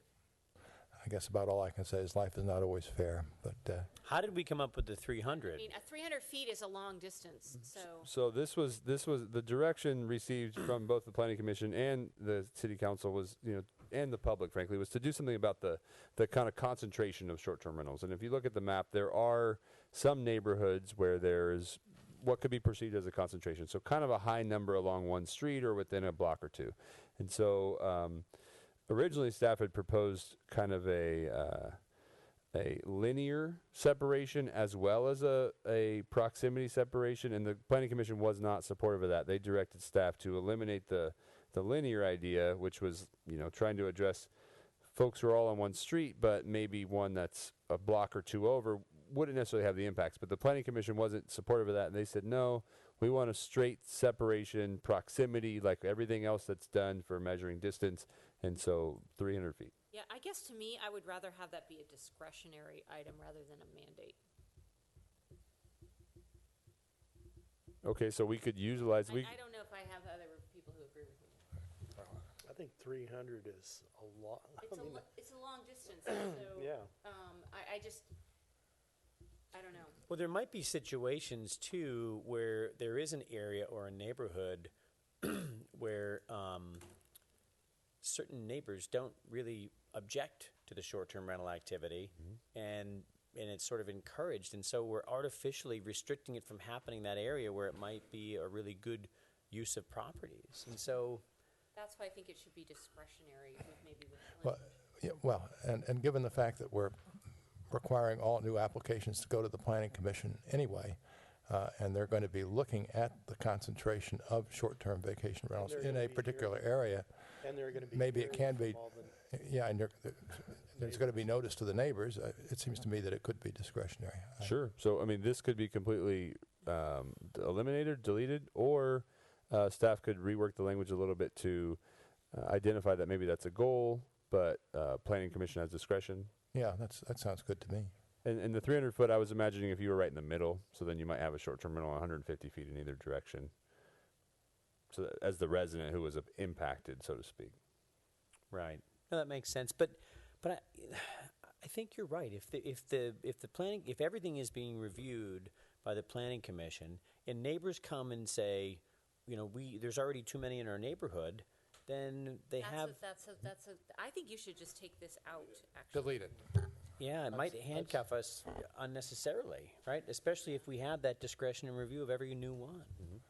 Yeah, and in addition to the 3 issues that I identified, I was hoping that the council would review staff's implementation of their direction and ensure that it's been done to their satisfaction. Well, I think it's been done to our extreme satisfaction. Is there any dissent? No. Half a vote against? That's only you. I can't wait to use that one. You're going to be sorry you I'm started that. 50-50, Cindy. Okay, that takes us then to the proposed findings that would be inserted into the ordinance that are more specific to short-term vacation rentals. Does anybody have any objection to what staff is proposing here? All right, hearing none, we're all set with those. Clearly directed? All right, and I think that concludes our hearing with respect to short-term vacation rentals. Thank you. So just direction, no. We don't have to. Oh, do we have to move and adopt? Oh, okay, but I don't have to read it. All right. So the chair will entertain. But you have to vote The yea chair or will nay. entertain an appropriate motion. Mr. Pitts. I need to find where it's been outlined for me. Okay. Mr. Mayor, if you, there's 2 recommendations that staff has provided. Yeah. All right. Just want to be clear. Okay, let me go It is back. on that next page. I move that the ordinance is exempt from that section. Move the ordinance is exempt from the requirements of CEQA as a Class 1 categorical exemption pursuant to CEQA guidelines, etc., and introduce and waive the first reading and read by title only the proposed ordinance amendments as we discussed tonight as well. Second. Ms. Black. Councilmember Kroll? Yes. White? Yes. Pitts? Yes. Mayor Galbraith? Yes. And thank you to the staff. It was an incredible job to synthesize and get all of this information together. You did a great job, Noah. Very good, yes. Much appreciated. And I would just like to give Aaron Heacock credit because he administers this entire ordinance, and he does an excellent job doing it, and it is a relatively thankless job. So thank him very much for doing so. Okay, good. Now we're going.